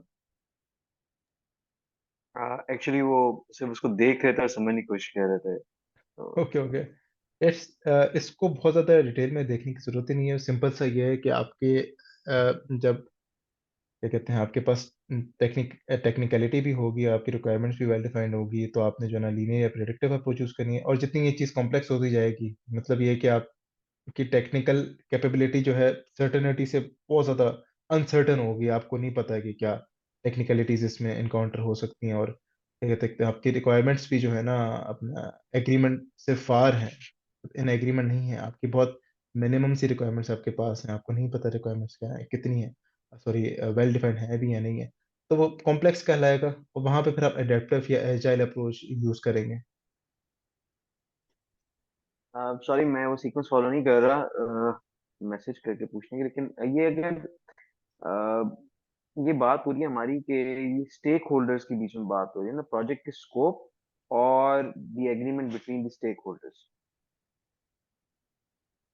नहीं नहीं, यहाँ पे एग्रीमेंट बिटवीन स्टेक होल्डर्स की, तो स्टेक होल्डर्स की यहाँ पे बात नहीं हो रही, यहाँ पे सिर्फ आपकी दो चीज़ों की बात हो रही है स्टेसी कॉम्प्लेक्सिटी मॉडल में। ये बेसिकली कॉम्प्लेक्सिटी मॉडल शो कर रहा है कॉम्प्लेक्सिटी ऑफ योर प्रोजेक्ट, ठीक है, जिसमें दो चीज़ें यहाँ पे डिस्कस हो रही है, टेक्निकल कैपेबिलिटी के, या टेक्निकली इतने केपेबल है आप या नहीं, या इतने मतलब सॉरी टेक्निकल कैपेबिलिटी है भी या नहीं, या फिर कितनी आपको सर्टन है टेक्निकलिटीज का के बारे में, आप कितना सर्टन है, और दूसरा रिक्वायरमेंट्स के बारे में आप कितना सर्टन है कि आपको रिक्वायरमेंट्स एग्रीड हैं, सारी रिक्वायरमेंट्स आपको पता है कि हाँ यही रिक्वायरमेंट्स, इसके अलावा और कोई रिक्वायरमेंट्स नहीं आनी, ठीक है। अगर तो इसी तरह से है कि आप टेक्निकल भी सर्टन है कि हाँ ठीक है यार, ये आई एम टेक्निकली सर्टन कि ये चीज़ इस तरह से हो जाएगी, और मेरे पास रिक्वायरमेंट भी एग्रीड है, I have all the requirement, तो सिंपल सा प्रोजेक्ट है, ठीक है। इसका मतलब है कि वेल प्लान प्रोजेक्ट है इन अदर वर्ड्स, ठीक है, तो आप लीनियर या प्रिडिक्टिव अप्रोच यूज करेंगे यहाँ, ठीक है? और फिर जब आप जाते जाएंगे आपके रिक्वायरमेंट्स जो हैं वो फार फ्रॉम एग्रीमेंट होती जाएंगी, ठीक है, मतलब कि आप कह सकते हैं कि आपकी रिक्वायरमेंट्स वेल डिफाइंड नहीं रहेंगी, ठीक है। आप जैसे कि बस कस्टमर ने कहा कि बस यार ये मुझे ये चीज़ बता दो, बस मुझे ये चीज़ बना दो, मुझे बस इसके बारे में थोड़ा बहुत यही पता है, ठीक है, तो वो इसका मतलब रिक्वायरमेंट क्लियर नहीं है, तो आप समवेयर इन बिटवीन फॉलो कर रहे होंगे, और क्या कहते हैं फार, और आपकी टेक्निकल कैपेबिलिटी जो है वो भी सर्टेन नहीं है, तो आप मतलब इन बिटवीन की इस कॉम्प्लेक्स कॉम्प्लेक्स इस पे फॉलो कर रहे होंगे, जहाँ पे आप अडेप्टिव कॉम्प्लिकेटेड या कॉम्प्लेक्स के पोर्शन में आप लोग अडेप्टिव अप्रोच यूज करेंगे।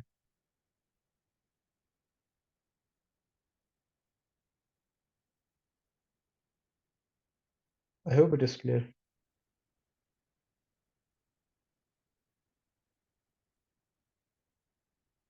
Okay.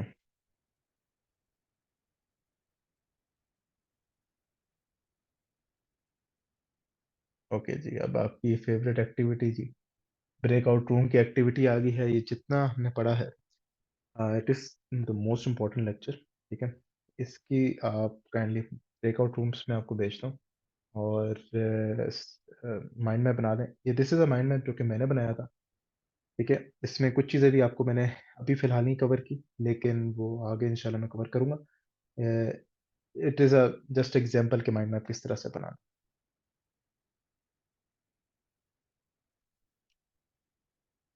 So I hope all of you are ready.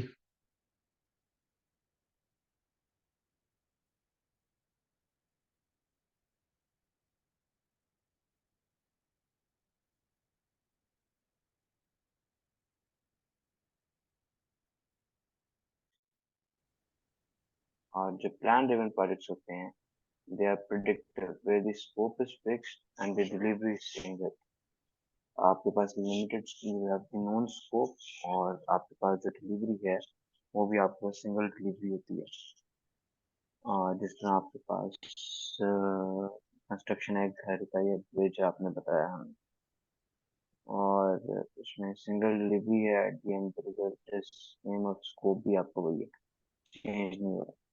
दूसरा आपके पास चेंज ड्रिवन होता है, जिसमें आपके पास जो है वो 3 डिफरेंट टाइप्स के लाइफ साइकिल्स हैं, जिसमें आपके पास अगर स्कोप वेरी कर रहा है, लेकिन आपके एट द एंड आपके पास जो आपने डिलीवर करना है दैट रिमेन्स कांस्टेंट।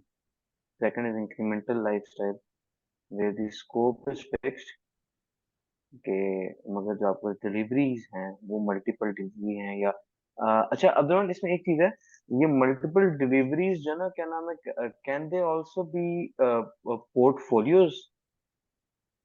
नहीं नहीं, ये पोर्टफोलियो में नहीं आएगा, तो दैट इज वेरी अच्छा, सेपरेट थिंग। पोर्टफोलियो क्या है, आप मुझे बताएं जरा, जो कल हमने पढ़ा था, what is a portfolio? Set of projects that you can say. Sets of projects and programs. And programs.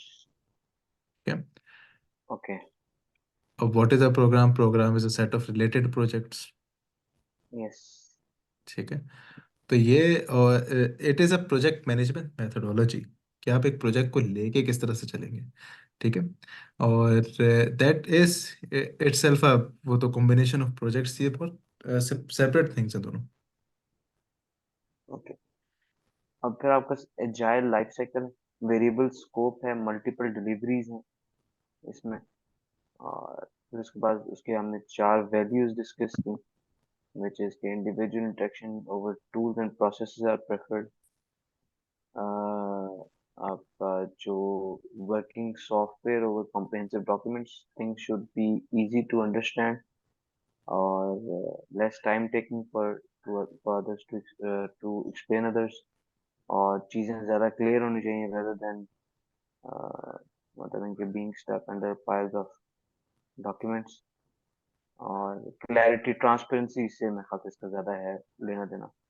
बिल्कुल, इसका वर्किंग और सॉफ्टवेयर का वही मिनिमम वायबल प्रोडक्ट वाला कॉन्सेप्ट है। ठीक है। Minimalistic approach. बिल्कुल। और फिर आपका कस्टमर कोलैबोरेशन और कॉन्ट्रैक्ट नेगोशिएशन है। आप जो है ना वो कस्टमर से कोलैबोरेट करते हैं rather than contact over the rather than negotiating over the contract। और जो कस्टमर इटसेल्फ है उससे आप आई थिंक इट यू इसमें आपने बताया था कि आप जो ना उससे डील कर रहे होते हैं कि आपको किस टाइप की प्रोडक्ट चाहिए, और फिर आप जो ना क्या नाम है, जो मतलब rather than speaking of the कि आप किस टर्म्स पे काम करेंगे, उसके बजाय आप उससे प्रोडक्ट ओरिएंटेड या प्रोजेक्ट ओरिएंटेड ही आपसे चल रहे होते हैं। Am right? You are partially right. आप बेसिकली कस्टमर के साथ कोलैबोरेट इन सेंस ये कर रहे होते हैं कि आप कस्टमर से उसकी रिक्वायरमेंट बार बार पूछ रहे होते हैं। ओवर के आप प्लान ड्राइवर में क्या होता है, हमारे प्रोजेक्ट्स में क्या होता है, कॉन्ट्रैक्ट होता है, आपने कॉन्ट्रैक्ट फॉलो करना होता है, कॉन्ट्रैक्ट में point A B C D लिखा, आपने वही फॉलो करना है, कोई भी इशू आता है। और एजाइल मेथोडोलॉजी में क्या होता है कि आप कस्टमर के पास जाते हैं, आप उससे बोलते हैं यार आपकी क्या रिक्वायरमेंट है इस फला चीज़ में, आप क्या क्या फीडबैक है। ओके। अच्छा और रिस्पॉन्ड। जैफर, आप जिशान, आर यू देयर? हाँ बिल्कुल बैठे हैं। जी जी जिशान, अब यही 4 वैल्यूज काइंडली अगर आप एक्सप्लेन कर सकें अपने वर्ड्स में, जैफर काइंडली दोबारा से 4 वैल्यूज पे आप जूम आउट करिए। अच्छा अच्छा, पहले जब दिखा दें। अच्छा, इंडिविजुअल का interaction over tools and processes. इसमें अगर टूल और प्रोसेसेस की जगह पे हम इंटरेक्शन को बेसिकली जाल में तो ये है, या फिर जो देख लेते हैं कि इंटरेक्शन को हम ज़्यादा वैल्यू दे रहे होते हैं। ठीक है। और वर्किंग सॉफ्टवेयर और कंप्यूटर डॉक्यूमेंटेशन, मतलब कि वो मैं कहता हूँ कि डंकी वर्क की तरफ नहीं जा रहे थे, कि स्मार्ट वर्क में ऐसे अगर कह दें तो वो ज़्यादा बेहतर रहेगा। और वैल्यू।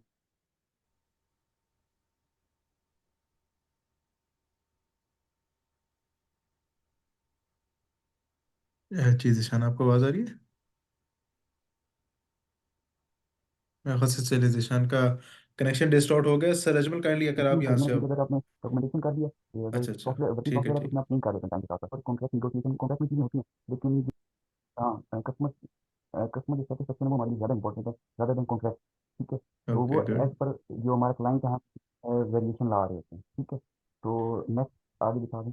Respond to. अच्छा, रिस्पॉन्ड टू चेंज, इसमें भी यही है कि जैसे हमारा आगे से कॉन्ट्रैक्टर या कह रहा होता है, हमें इसके अकॉर्डिंग चीज़ों को मोल्ड करना होता है, ना कि हमने ये प्लान बना लिया सिर्फ फॉलो करना है। तो एज पर हमारा जो कस्टमर है उसके अकॉर्डिंग हमें चलना चाहिए, ये एजाइल कहता है। मोरल ऑफ स्टोरी ये है ओके कि गुड। आपका जो कस्टमर है वो सेटिस्फाई है, चीज़ें ओके रहती हैं। Good, very well explain. Thank you Zeeshan. Sir Ajmal, अगर जो हमारी 12 प्रिंसिपल्स हैं, आप उस पर थोड़ा सा एक्सप्लेन कर सकें।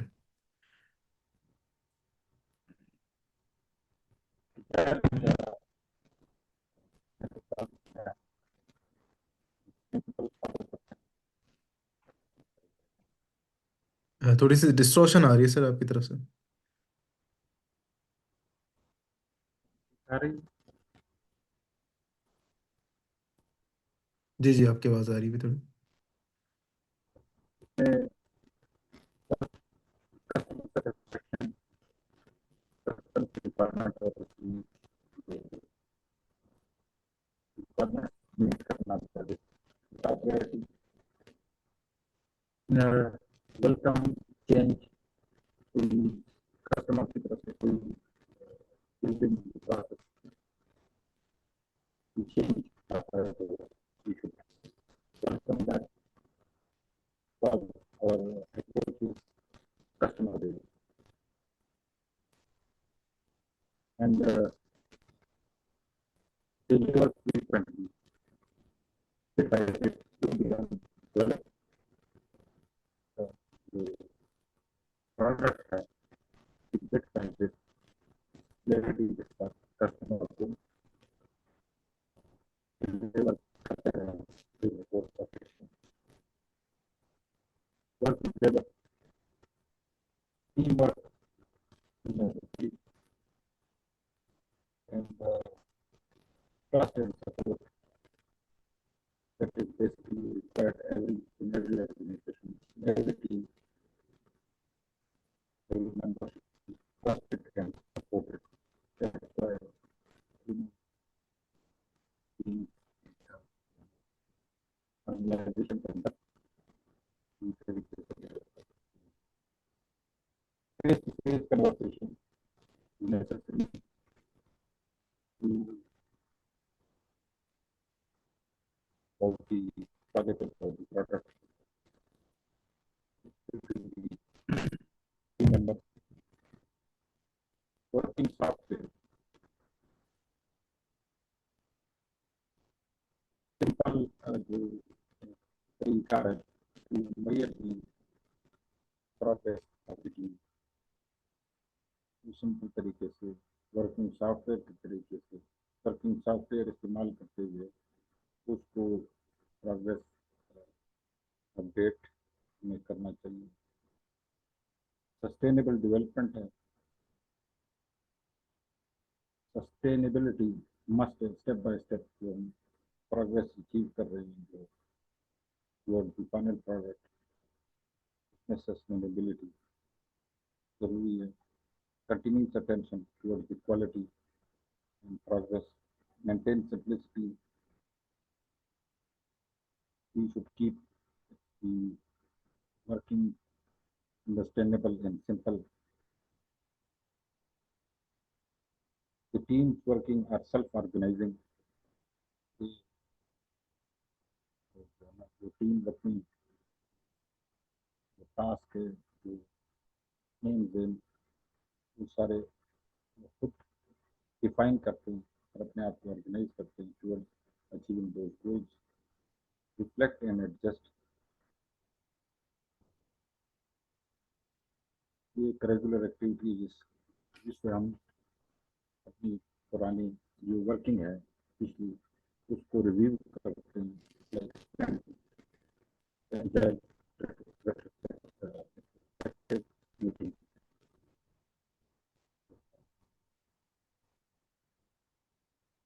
Okay, thank you sir, thank you, बड़ा आपने वेल एक्सप्लेन किया है। जफ़ा को देख लें कोई और इस if it's there anything remaining आपके माइंड में अपने आप वो बेशक उसको कर सकते हैं। इसके अलावा तो बेसिक एजाइल कॉन्सेप्ट्स जो हमने डिस्कस नहीं किए, आई थिंक स्क्रम और कांबान, क्रिस्टल भी तो नहीं हम डिस्कस करेंगे ना? और बस ओवरव्यू दूंगा कि व्हाट इज क्रिस्टल, लेकिन डिटेल में हम नहीं जाएंगे। इनमें से भी हम लोग डिटेल में सिर्फ स्क्रम पे जाएंगे, डेट इज 90% ऑफ पीएमपी। कैनबैन का भी सिर्फ ओवरव्यू आपको मिलेगा। और फिर आपने बेसिक एजाइल कंजम्पशन assumptions के बारे में डिस्कस किया, जिसमें आपने कहा था कि टाइम बेस्ड एक assumption में टीम्स जो है फुली इन्वॉल्व होती हैं, क्रॉस फंक्शनल बिजनेस इन्वॉल्वमेंट होती है। अच्छा, क्रॉस फंक्शनल बिजनेस इन्वॉल्वमेंट क्या होती है? नहीं, क्रॉस फंक्शनल बिजनेस इन्वॉल्वमेंट वहाँ पे नहीं यूज हुआ था। वहाँ पे हुआ था कि आपकी जो होती है ना टीम्स, वो फुली इन्वॉल्व होती हैं आपके प्रोजेक्ट पे, और किसी बिजनेस के पार्ट में इन्वॉल्व नहीं होती, आपके ही प्रोजेक्ट पे इन्वॉल्व रहती हैं। ठीक है, 100% हाँ आप ही के प्रोजेक्ट पे होते हैं। ये नहीं है कि डिवाइडेड अटेंशन है, 10% दूसरे प्रोजेक्ट पे काम कर रहे हैं, किसी और पार्ट पे काम कर रहे हैं और 90% आपके प्रोजेक्ट पे इनपुट दे रहे हैं। दूसरे 100% फिर उसने आप उसका इनपुट आपके उस पर होना चाहिए प्रोजेक्ट पे। फिर आपने ऑप्टिमल साइज की बात की कि it can be from 5 to 9, और पीपल और सेल्फ ऑर्गेनाइजेशन ऑर्गेनाइजिंग होनी चाहिए। आपने co-location, they should be located at the same place. आपके पास empowered individuals होने चाहिए, they should be open to embracing change। फिर इसके अलावा आपने बेसिक एजाइल कॉन्सेप्ट के बारे में डिस्कस की थी कि they are time boxed, prioritised tasks, और I think everyone is empowered and accountable, they are generalists not specialists।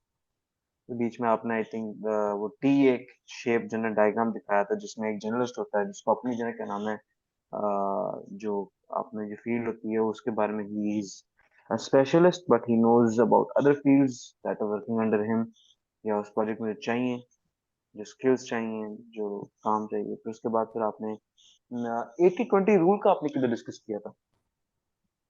80-20 rule का आप मुझे बताया ना, कितना डिस्कस हुआ था। वो 80-20 वो मुझे रूल याद था नहीं। क्या? वो था आपका सिंप्लिसिटी पे। ओके, कॉज एंड इफेक्ट ठीक रूल है। था ना वो? नहीं, cause and effect is a very different thing. ये 80-20 रूल है, ये बेसिकली आपके, आप कह सकते हैं, 80%। जो आपकी प्रोग्रेस एनहांस करने के लिए एक रूल है। परीटो डायग्राम ये वही है। परीटो ये। हाँ, वही वाला है, पेरेटो पेरेटो रूल है ना। हाँ, ट्वेंटी इससे परसेंट रिलेटेड एक इम्पोर्टेंट एक वो समरी है, वो भी मैं जो है ना आपको शेयर कर दूंगा ग्रुप पे। राइट। सही से। ठीक है। अच्छा, thank you Huzaifa for this detailed mind map. इसको कंप्लीट करिएगा और क्रिएटिव कर सकते हैं, that would be beneficial for you, क्योंकि एट द एंड ये this will be your asset, जो कि आप इसको रिवाइज कर रहे होंगे, इससे लर्न कर रहे होंगे, इसको इम्प्रूव कर रहे होंगे। और एट द एंड आपको ये नहीं सारी चीज़ें रिवाइज करने की जरूरत होगी, सिर्फ माइंड मैप्स आप देखेंगे और डेट वुड बी इनफ। ठीक है। And now let's have a 10 minutes break, और फिर इंशाल्लाह ब्रेक के बाद जो है ना विल गेट बैक।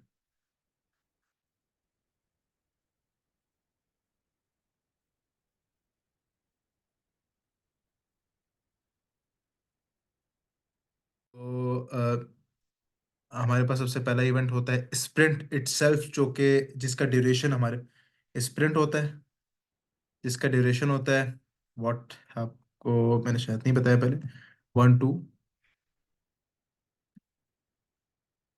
4 वीक्स का ड्यूरेशन होता है इसका।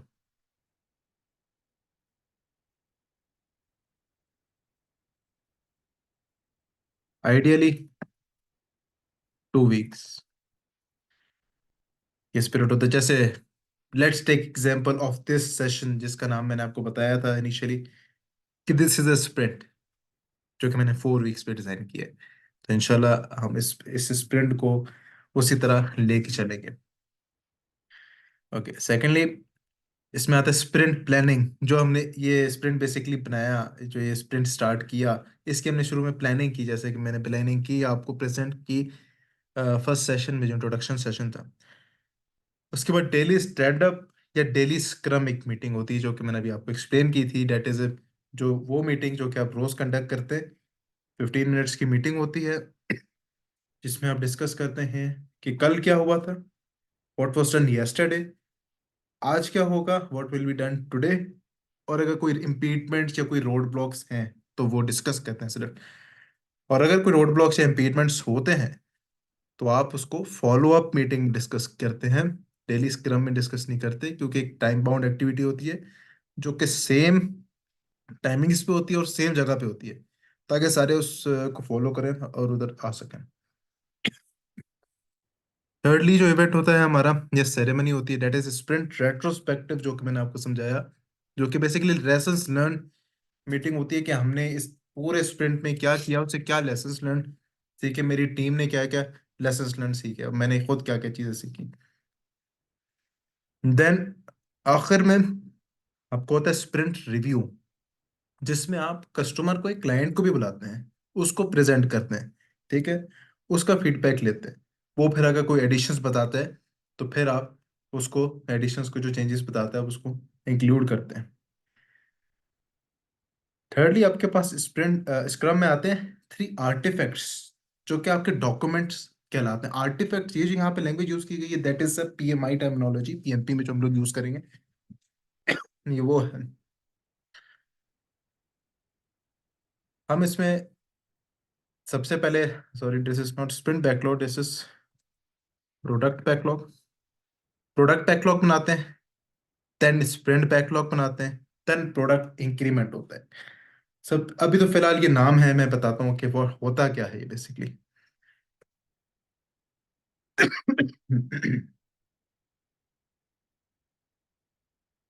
Let's take it like a story. मेरा एक क्लाइंट है, उसने मुझे बुलाया है। मैं क्या हूँ, अच्छा मैं वैसे तो स्क्रम मास्टर हूँ, लेकिन प्रोडक्ट ओनर की रिस्पॉन्सिबिलिटी होती है। Product owner is known as the voice of the customer, is known as the what, voice of the customer.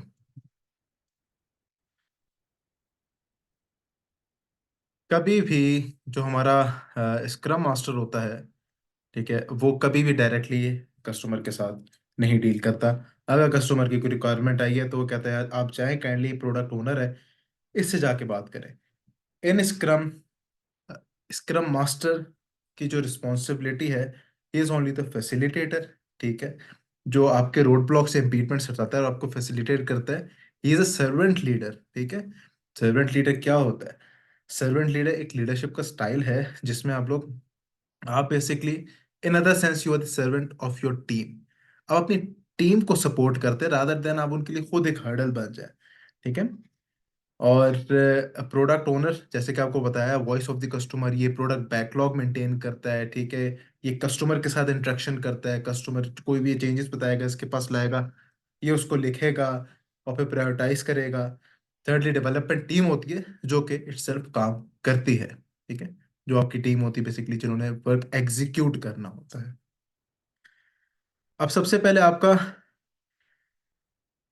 जो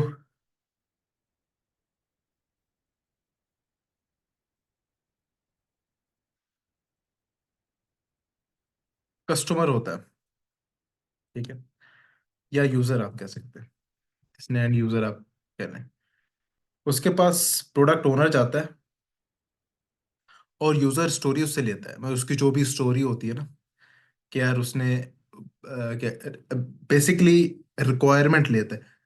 और requirement is not a PMP terminology.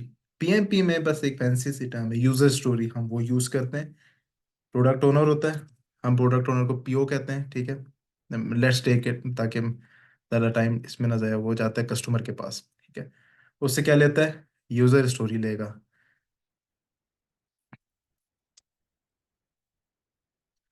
Customer एक user story ले लेता है, वो दे देता है उसको कि भाई ये मेरा काम है, आपने ये करना है। अब यूजर स्टोरी क्या चीज़ होती है, हमें यहाँ पे एक सवाल आता है कि what is a user story. अब यूजर स्टोरी बेसिकली, इसके 3 C's होते हैं, there are 3 C's। First is the, आप सबसे पहले तो जो आपकी यूजर स्टोरी है, इस तरह की, ये आप देख सकते हो कि स्क्रीन पे अगर शो हो रहा है, एक छोटा सा कार्ड होता है। आप वो कार्ड लेके जाते हैं, द वन सी कार्ड। उसमें एक साइड पे आप उसके साथ जो भी कन्वर्सेशन होती है वो लिखते हैं, और उसकी नेक्स्ट साइड पे, उसके पीछे जो कंफर्मेशन होती है वो लिखते हैं। कंफर्मेशन क्राइटेरिया, जो कि उसने क्राइटेरिया सेट कर दिया कि यार ये चीजें होंगी तो मैं एक्सेप्ट करूंगा, ठीक है। तो क्या क्या हो गए हमारे 3 C's? Card, conversation and the confirmation, ठीक है। अब उससे वो यूजर स्टोरी लेता है और उसको प्रोडक्ट बैकलॉग में डाल देता है। जो प्रोडक्ट बैकलॉग एक डॉक्यूमेंट होता है, वर्चुअल डॉक्यूमेंट भी हो सकता है, मतलब कंप्यूटर पे, या क्योंकि हम लोग प्रेफर नहीं करते एजाइल में ज़्यादा डॉक्यूमेंट्स बनाने के लिए, तो या फिर एक फिजिकल रजिस्टर भी हो सकता है, ठीक है जी।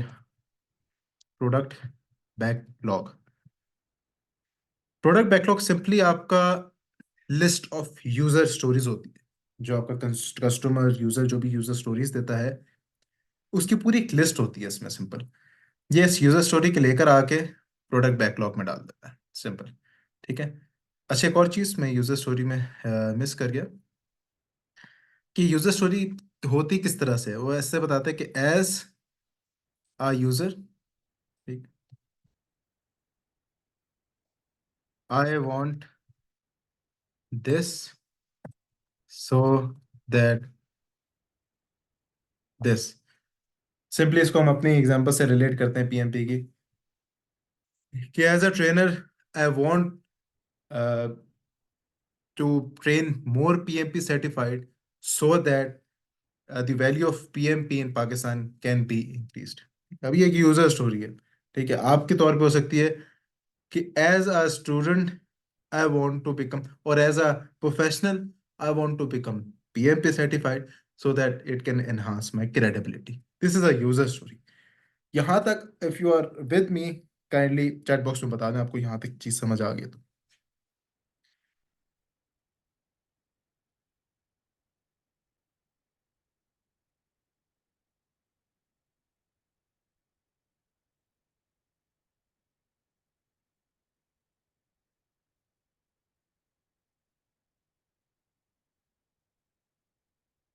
Okay, good.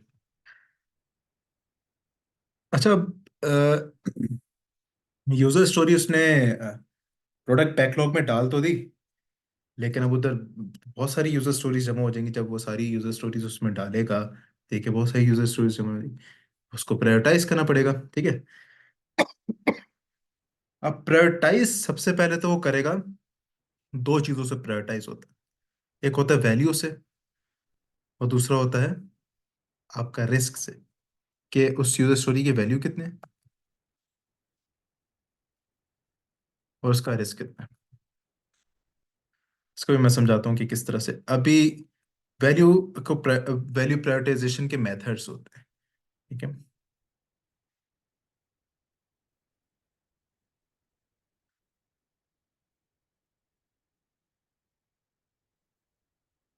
इसमें सबसे पहले मैं आपके बात आता है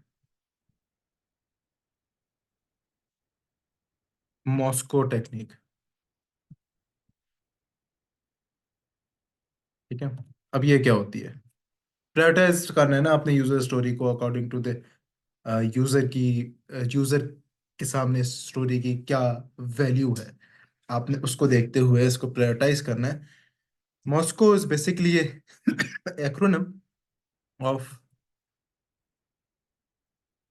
मस्ट हैव,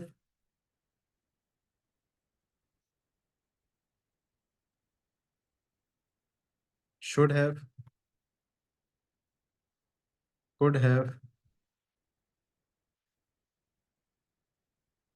वोंट हैव, या फिर वोंट हैव को हम कह सकते हैं, या फिर वुड लाइकली टू हैव, ठीक है। मतलब इस पे आप इसको देखते हुए आप इसको प्रायोरिटाइज करेंगे कि यार कौन सी स्टोरी है जो कि होनी ही होनी चाहिए। मतलब कौन सी ऐसी चीज है जो कि उस स्टोरी के अंदर होनी ही होनी चाहिए, दैट इज मतलब that can not be neglected. उसके बाद शुड हैव, जिस मतलब जो हो सकती है, लेकिन अगर आप कह लें कि वो उसकी प्रायोरिटी लो भी हो, बाद में भी की जाए तो कोई फर्क नहीं पड़ता। कुड हैव, कुड हैव ये है कि भाई आप हो सकती है, लेकिन उसके ना होने से भी कोई फर्क नहीं पड़ता, ठीक है।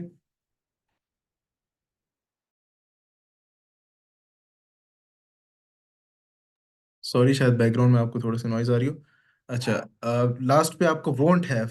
वोंट हैव मतलब जो ना भी हो ना, तो उससे भी कोई नहीं फर्क पड़ता, अगर हो उससे भी कोई नहीं फर्क पड़ता, लेकिन ना हो तो बेहतर है, क्योंकि हमने ये कहते हैं सिंप्लिसिटी अपनानी है, ठीक है। सिंप्लिसिटी का क्या रोल था? 80-20%, ठीक है। और सेकंड आपका मेथड होता है, और भी मेथड्स हैं, मैं ग्रुप पे इंशाल्लाह डाल दूंगा, लेकिन to give you head start कि किस तरह से प्रायोरिटी करते हैं, 100 पॉइंट्स मेथड,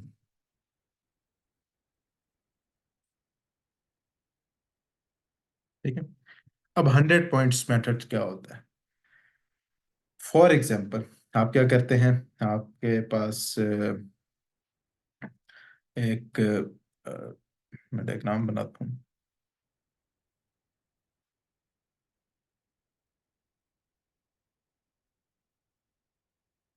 ये लिस्ट ऑफ यूजर स्टोरीज है।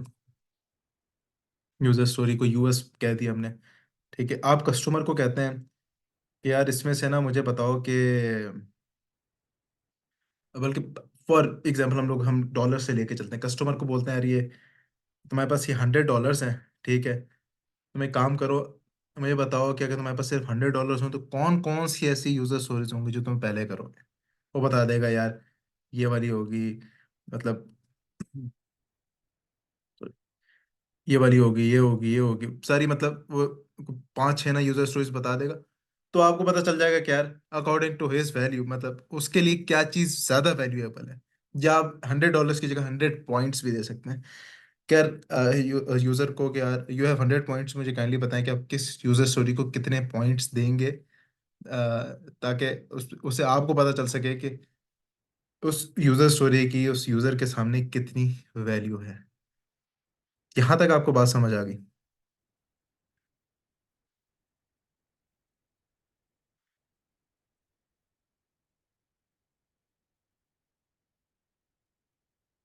ओके, अब वैल्यू हमारा कवर हो गया। Now what is risk? अब रिस्क किस तरह से, अब रिस्क सिंपली इसको हम आगे जाके लेक्चर्स में पढ़ेंगे कि रिस्क की आइडेंटिफिकेशन बाकी सारी चीजें किस तरह होती हैं।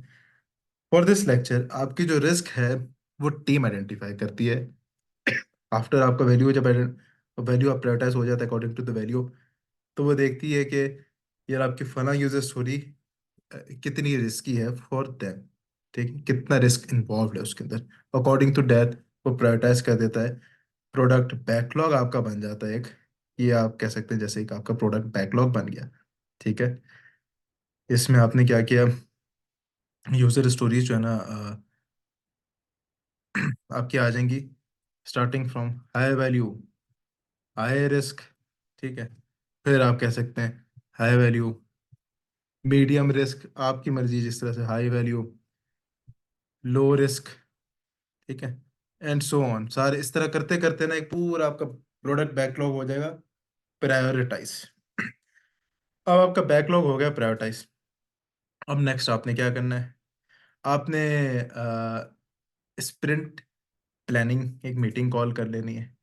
ठीक है, जो कि हमने डिस्कस किया, आप स्प्रिंट प्लानिंग की मीटिंग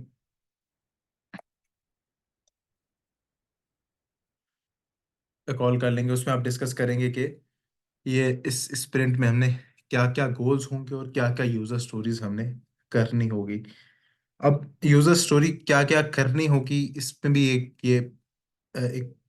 पॉइंट आ जाता है कि भाई हम किस तरह से एक यूजर स्टोरी को बताएंगे कि ये यूजर स्टोरी हमने करनी है। एक तो हमारे पास ये है कि हाई वैल्यू हाई रिस्क का होगा। हम मतलब इस तरह से पहली यूजर स्टोरी उठाई, दूसरी उठाई, तीसरी उठाई, कर ली। लेकिन इस तरह से नहीं है, आपकी टीम की भी एक कैपेसिटी है कि वो कितनी user stories at a time कर सकती है। ठीक है, तो हम लोग क्या करते हैं स्प्रिंट प्लानिंग में, हम स्टोरी पॉइंट्स देते हैं, एक हर स्टोरी को ना स्पेसिफिक पॉइंट्स देते हैं। ठीक है, according to their high high value high risk, हम लोग क्या करते हैं स्टोरी पॉइंट्स दे देते हैं हर यूजर स्टोरी को।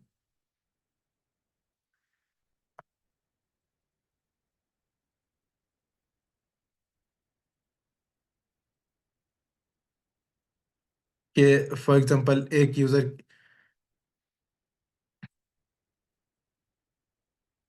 इसमें इस तरह से चलते चलें, ये आपका प्रोडक्ट बैकलॉग था, आपने बोला जो आपकी यूजर स्टोरी नंबर 1 थी, उसको मैंने पॉइंट्स दे दिए। स्टोरी पॉइंट्स की भी डिफरेंट मेथड्स हैं। ठीक है, इसके भी आप एक तो सिंपल है कि आप 0 से लेके 100 तक के पॉइंट्स दे दें। ठीक है, दूसरा फिबोनाची सीरीज है। ठीक है, ये भी मैं आपको बताता हूँ क्या होती है। और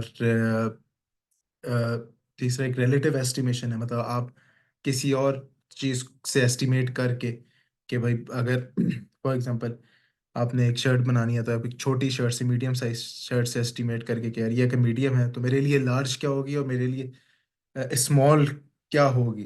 ठीक है, मतलब फॉर फॉर द टीम अगर ये एक यूजर स्टोरी है, वो एक यूजर स्टोरी ले लेते हैं कि यार ये दिस इज यूजर स्टोरी, ये हमारे लिए 50 पॉइंट्स रखती है, ठीक है, तो उससे उनका अंदाजा हो जाता है कि यार मेरे लिए 100 पॉइंट्स वाली यूजर स्टोरी कौन सी होगी और 20 पॉइंट्स या 10 पॉइंट्स वाली यूजर स्टोरी कैसे होगी।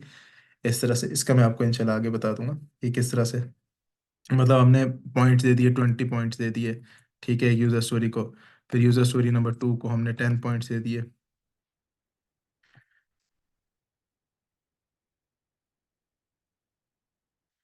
हमने इसको 40 पॉइंट्स दे दिए। अच्छा, अब इधर ना हम लोग एक टर्म यूज करते हैं जो टीम की कैपेसिटी होती है उसके लिए, उसको कहते हैं हम वेलोसिटी। वेलोसिटी, ठीक है।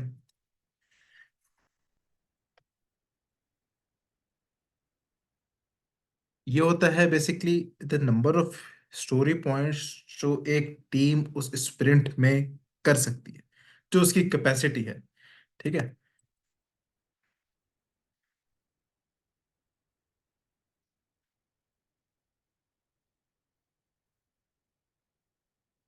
ठीक है, number of story points a team can do in that sprint, ये वेलोसिटी कहलाती है आपकी। अब आपको पता चल गई आपकी, फॉर एग्जांपल हम लोग कहते हैं यार मेरी टीम की जो वेलोसिटी है ना that is you can say 20, ठीक है। लेकिन मैंने यहाँ पे जब देखा, मैंने जब स्टोरी पॉइंट सारे स्टोरीज को दिए, ठीक है, तो यहाँ पे बल्कि टीम की हमारी जो टीम की वो है वेलोसिटी है दैट इज 30। हम एक अज्यूम करते हैं कि टीम की वेलोसिटी 30 है।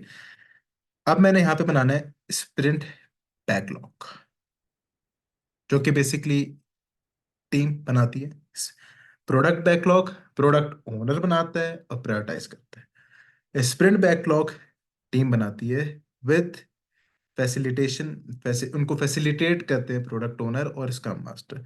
स्क्रम मास्टर ही जैसा फैसिलिटेटर, वो सिर्फ उस मीटिंग में होता है स्प्रिंट प्लानिंग की, और वो देखता है कोई मसले मसाइल तो इनको नहीं है, आते हैं तो फिर वो सॉल्व करता है, ठीक है। अभी आपका स्प्रिंट बैकलॉग हम डिस्कस कर रहे हैं।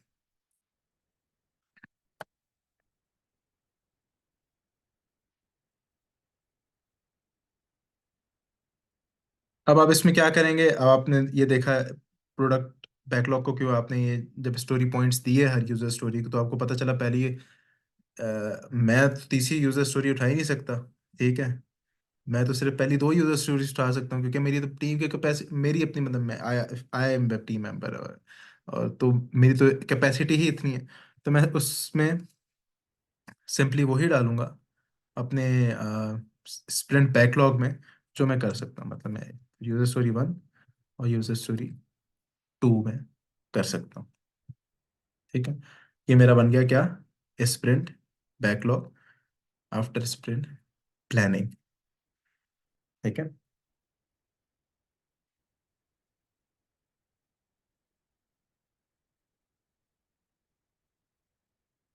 ओके, अब आपका स्प्रिंट बैकलॉग तो बन गया। अब आपकी स्प्रिंट, जाहिर सी बात है, स्प्रिंट ने ख़त्म भी होना है, और इस जब ये सारा टीम इसमें काम कर लेगी, इस स्प्रिंट बैकलॉग का बेसिकली इस पूरे स्प्रिंट का टाइम हमारा होगा 1 to 4 वीक्स, आइडियली है 2 वीक्स। काइंडली मुझे चैट बॉक्स में बताएं एक स्प्रिंट का क्या टाइम होता है, टाइम फ्रेम क्या होता है।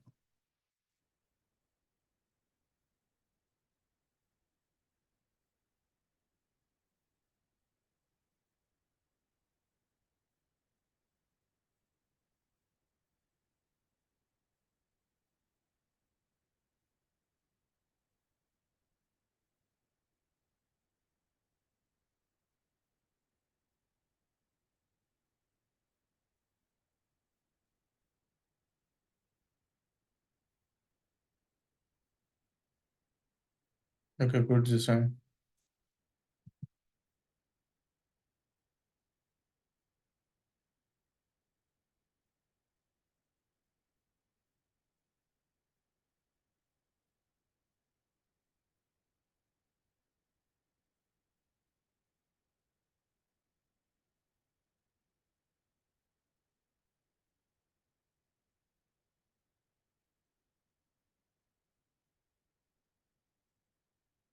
Okay good. अब हमारा ये स्प्रिंट बैकलॉग बन गया, और स्प्रिंट ने मतलब उसके बाद फिर हमारा स्प्रिंट बेसिकली स्टार्ट होता है, जिसमें वो हमारी जो टीम है वो काम करती है पूरा, जिसमें आप लोगों ने मुझे बताया कि उसका टाइम क्या होता है। ठीक है, 1 to 4 वीक्स होता है, आइडियली 2 वीक्स होता है। आपका स्प्रिंट स्टार्ट हो गया। ठीक है, अब जब आपका स्प्रिंट स्टार्ट हो जाता है तो उसके बाद आप, जब स्प्रिंट एंड होता है, देन आप करते हैं एक स्प्रिंट रेट्रोस्पेक्टिव, आप कंडक्ट करते हैं। ठीक है, जैसे कि मैंने आपको बताया कि sprint retrospective is a lessons learn meeting. ठीक है, इसमें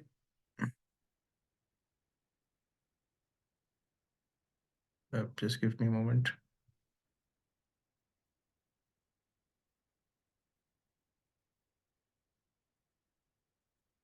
ओके, इसमें हम लोग बेसिकली देखते हैं कि हमने इस पूरे स्प्रिंट में क्या किया, क्या क्या चीज़ें सीखी, और आइदर हमारा जो आउटपुट है, जो हमारा रिजल्ट है, वो मीट हुआ है या नहीं। इधर हमारी तीन टर्मिनोलॉजीज यूज होंगी frequently. Those will be definition of done, DOD, definition of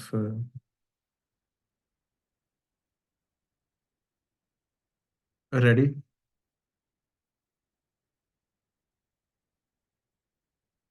definition, sorry, okay, acceptance criteria। अब ये होते क्या है, and these are important terms. ठीक है, अब what are these?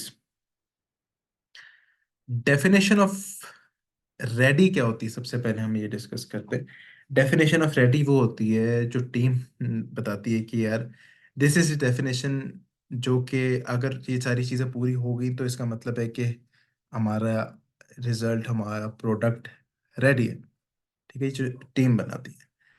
Definition of done क्या होता है, फिर इसके बाद आता है डेफिनेशन ऑफ डन होता है कि आप का जो as a team, scrum master, आपका प्रोडक्ट ओनर और आप, अ, आपकी टीम, हम लोग बैठ के डिसाइड करते हैं कि एक तो टीम ने डिसाइड किया कि उनके लिए क्या चीज़, क्या चीज़ें पूरी होंगी तो डेफिनेशन ऑफ रेडी कहलाएगी। एक आप सब ने बैठ के डिसाइड डिसाइड किया कि फॉर यू, कि आप क्या समझते हैं कि कस्टमर के लिए क्या चीज़ मतलब पूरी होगी, तो वो कहलाता है डेफिनेशन ऑफ डन। ठीक है, आखिर में एक्सेप्टेंस क्राइटेरिया। एक्सेप्टेंस क्राइटेरिया वो होता है जो कि कस्टमर आपको प्रोवाइड करता है कि यार ये चीज़ें पूरी होंगी तो मैं एक्सेप्ट करूंगा। ठीक है, तो जैसे कि मैंने आपको बताया, यूजर स्टोरीज में हमने जो कि डिस्कस किया, यूजर स्टोरीज में 3 C's थे।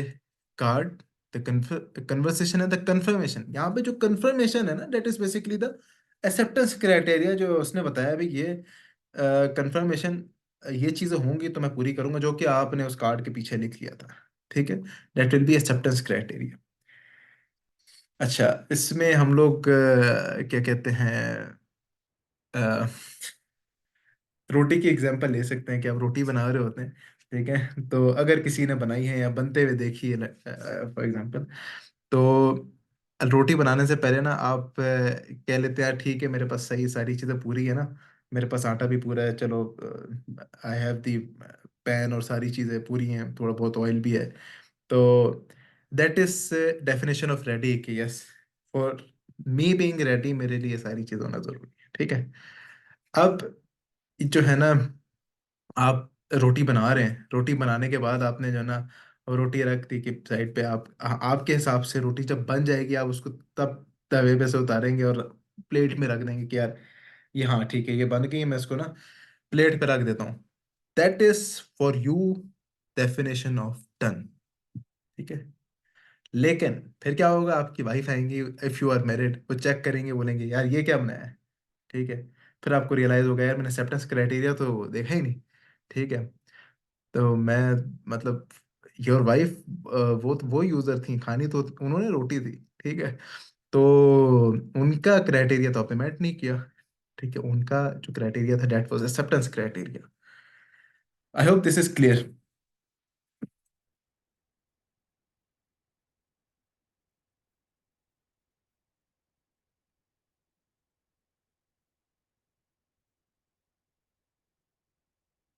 Okay good. उसके बाद आप फिर रोटी बनाएंगे नहीं वैसे।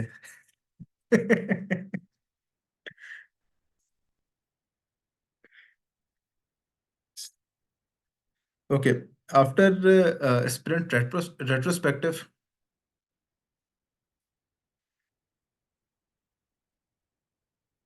आपके पास आ जाता है स्प्रिंट रिव्यू।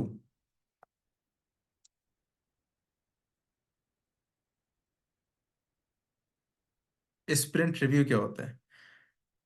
सिंपल, आप इसमें after conducting the sprint retrospective, simple आप वही कस्टमर को बुला लेते हैं, आपकी टीम बैठी होती है, आप खुद होते हैं, प्रोडक्ट ओनर भी बैठा होता है, आप सारे कस्टमर को प्रेजेंट करते हैं, ठीक है, अपना जो प्रोडक्ट होता है, ठीक है, एंड रिजल्ट उसको प्रेजेंट करते हैं, फिर कस्टमर आपको फीडबैक देता है, सिंपली वो रिव्यू करता है आपके प्रोडक्ट को, that is called sprint review, ठीक है।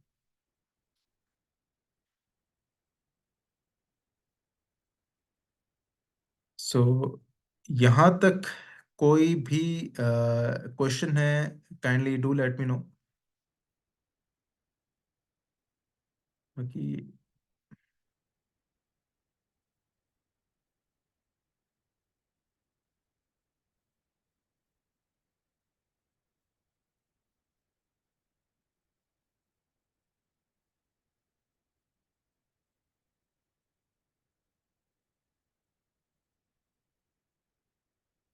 ओके,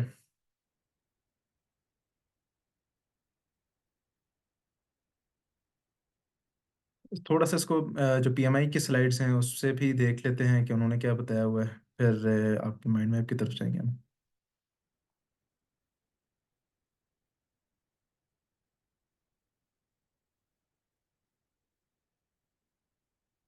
ये पीएमआई की बेसिकली स्लाइड्स हैं। इसमें भी सेम वही स्क्रम के सिंपल रूल्स हैं, 3 रूल्स, 5 इवेंट्स, 3 आर्टिफैक्ट्स, ठीक है।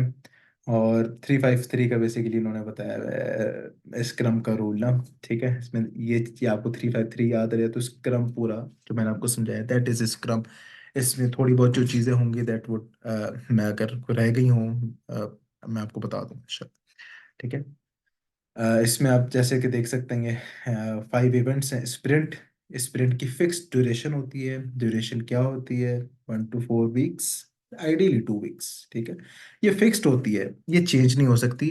आपने एक दफ़ा उसको प्लान कर लिया स्प्रिंट प्लानिंग में कि ये हमारी जो है ना एक स्प्रिंट की टाइम ड्यूरेशन होगी, आप उसको चेंज नहीं कर सकते टाइम ड्यूरेशन को, वो फिर फिक्स्ड हो जाती है। उसके बाद स्प्रिंट प्लानिंग होता है जिसमें आप स्प्रिंट बैकलॉग का बारे में डिस्कस करते हैं, स्प्रिंट बैकलॉग बनाते हैं। देन फिर डेली स्क्रम होता है, जैसे कि आपको पता है 15 मिनट्स रोज की मीटिंग होती है सेम जगह पे, क्या डिस्कस करते हैं, कल क्या किया, आज क्या करेंगे, और कोई इम्पीडमेंट्स या रोड ब्लॉक्स हैं तो। देन आपके रेट्रोस्पेक्टिव्स होते हैं। अब यहाँ पे एक वर्ड हुई है kaizen. What is kaizen? Kaizen ये बेसिकली ना चाइनीज वर्ड है जिसमें काय मीन्स कंटिन्यूस एंड जन means development, sorry improvement, continuous improvement. Retrospective session में हम सीख रहे होते हैं, लेसन लर्न हम कर रहे होते हैं कि मैंने क्या चीज़ सीखी, we are improving continuously, kaizen. Then sprint review करते हैं हम जिसमें हम लोग एक और चीज़ मैं आपको बताना भूल गया, सॉरी। इसमें हम लोग व्हाइट बोर्ड की तरफ चलते हैं।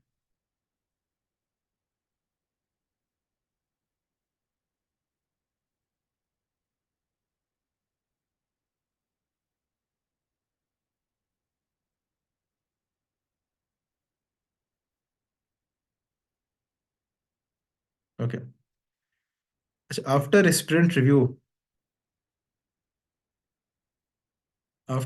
रिव्यू हमारे पास एक चीज, एक सवाल आता है कि यार अगर जो हमारा क्लाइंट था या यूजर था उसने एक्सेप्ट कर लिया वो प्रोडक्ट, वो आउटकम जो आउटपुट हमने दिया, तो क्या होगा, वो कहाँ जाएगा, और रिजेक्ट कर लिया तो कहाँ जाएगा। अच्छा, अभी सबसे पहले तो अगर एक्सेप्ट कर लेता है वो, तो वो चला जाता है प्रोडक्ट बैकलॉग में, सॉरी प्रोडक्ट इंक्रीमेंट में।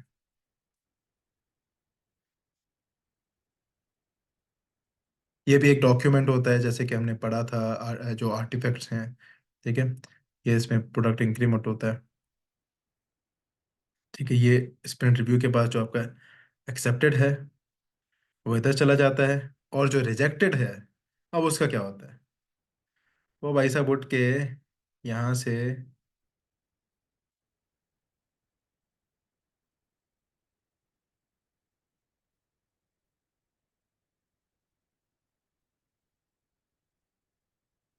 प्रोडक्ट बैकलॉग में वापस आ जाता है। ठीक है, तो जो आपकी रिजेक्टेड होगी वो क्या होगा उसका, वो प्रोडक्ट बैकलॉग में वापस आ जाएगी। प्रोडक्ट बैकलॉग में वापस आएगी तो क्या होगा, आप उसको दोबारा से प्रायोरिटाइज करेंगे पूरे प्रोडक्ट बैकलॉग को। ठीक है, मतलब उसने जो इनपुट दिया कि भाई मुझे ये चीज़ चाहिए थी लेकिन ये चीज़ इसमें नहीं है, मैं रिजेक्ट करता हूँ उसको, वो दोबारा प्रोडक्ट बैकलॉग में चली गई। ठीक है, अब दोबारा से प्रोडक्ट बैकलॉग को प्रायोरिटाइज करेंगे, इस प्रायोरिटाइजेशन को, इस रीप्रायोरिटाइजेशन को हम, या इस प्रोसेस को हम लोग रिप्रायोरिटाइजेशन या फिर ग्रूमिंग भी कह सकते हैं, grooming of product backlog.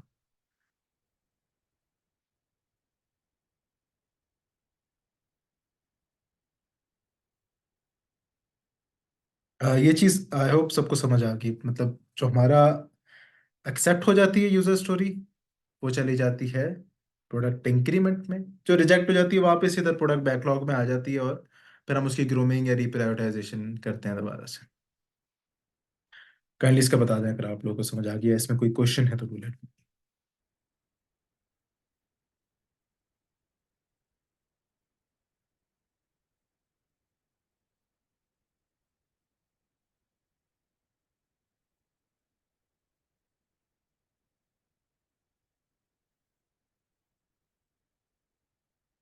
Okay, coming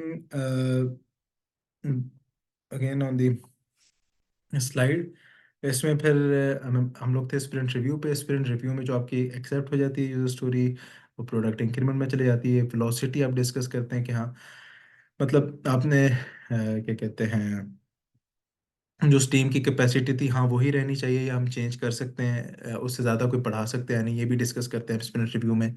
third, आपका फीडबैक देता है आपका यूज़र। ठीक है, और उसके बाद अगर रिजेक्ट होती है तो फिर कहाँ चली जाती है आपको, जैसे कि मैंने बताया प्रोडक्ट बैकलॉग में, बैकलॉग रिफाइनमेंट या बैकलॉग ग्रूमिंग या बैकलॉग रिप्रायोरिटाइजेशन, ये सारी चीज़ें मैं एक ही टर्म्स हैं, सिनोनिम्स हैं, ये यहाँ पे परफॉर्म होता है फिर। अब आर्टिफैक्ट्स की तरफ अगर हम आते हैं, तो आर्टिफैक्ट में आपके पास प्रोडक्ट बैकलॉग है। ठीक है, प्रोडक्ट बैकलॉग में बेसिकली विजन प्रायोरिटाइज होती है, मतलब सारी ये लिस्ट ऑफ यूजर स्टोरीज होता है।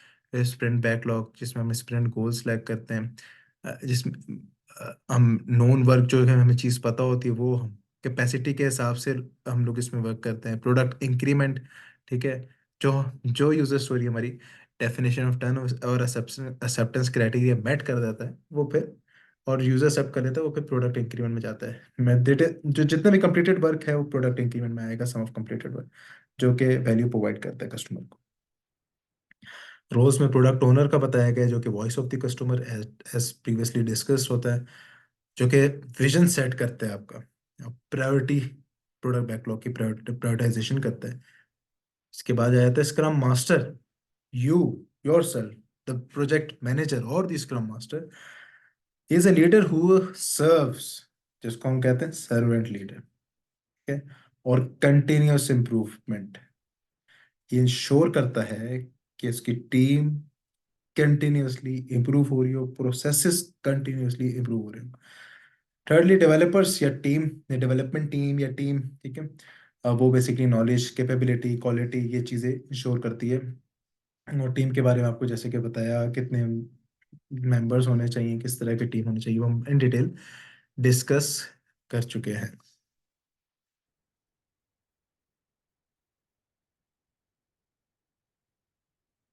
ओके, स्क्रम टीम के जैसे मैं बताया, डेवलपमेंट टीम हमारी होती है, क्रॉस फंक्शनल टीम होती है।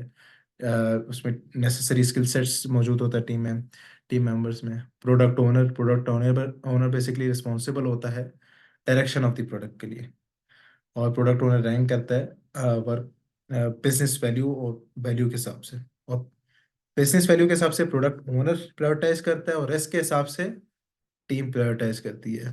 देखने मतलब product backlog product owner team दोनों मिलकर बनाते हैं, ठीक है। और उसके बाद टीम फैसिलिटेटर और स्क्रम मास्टर, ठीक है। वो होता है सर्वेंट लीडर होता है ये। हम प्रोजेक्ट मैनेजर भी कह सकते हैं, team lead, team coach, team facilitators, काफी सारे नाम है। बाकी हम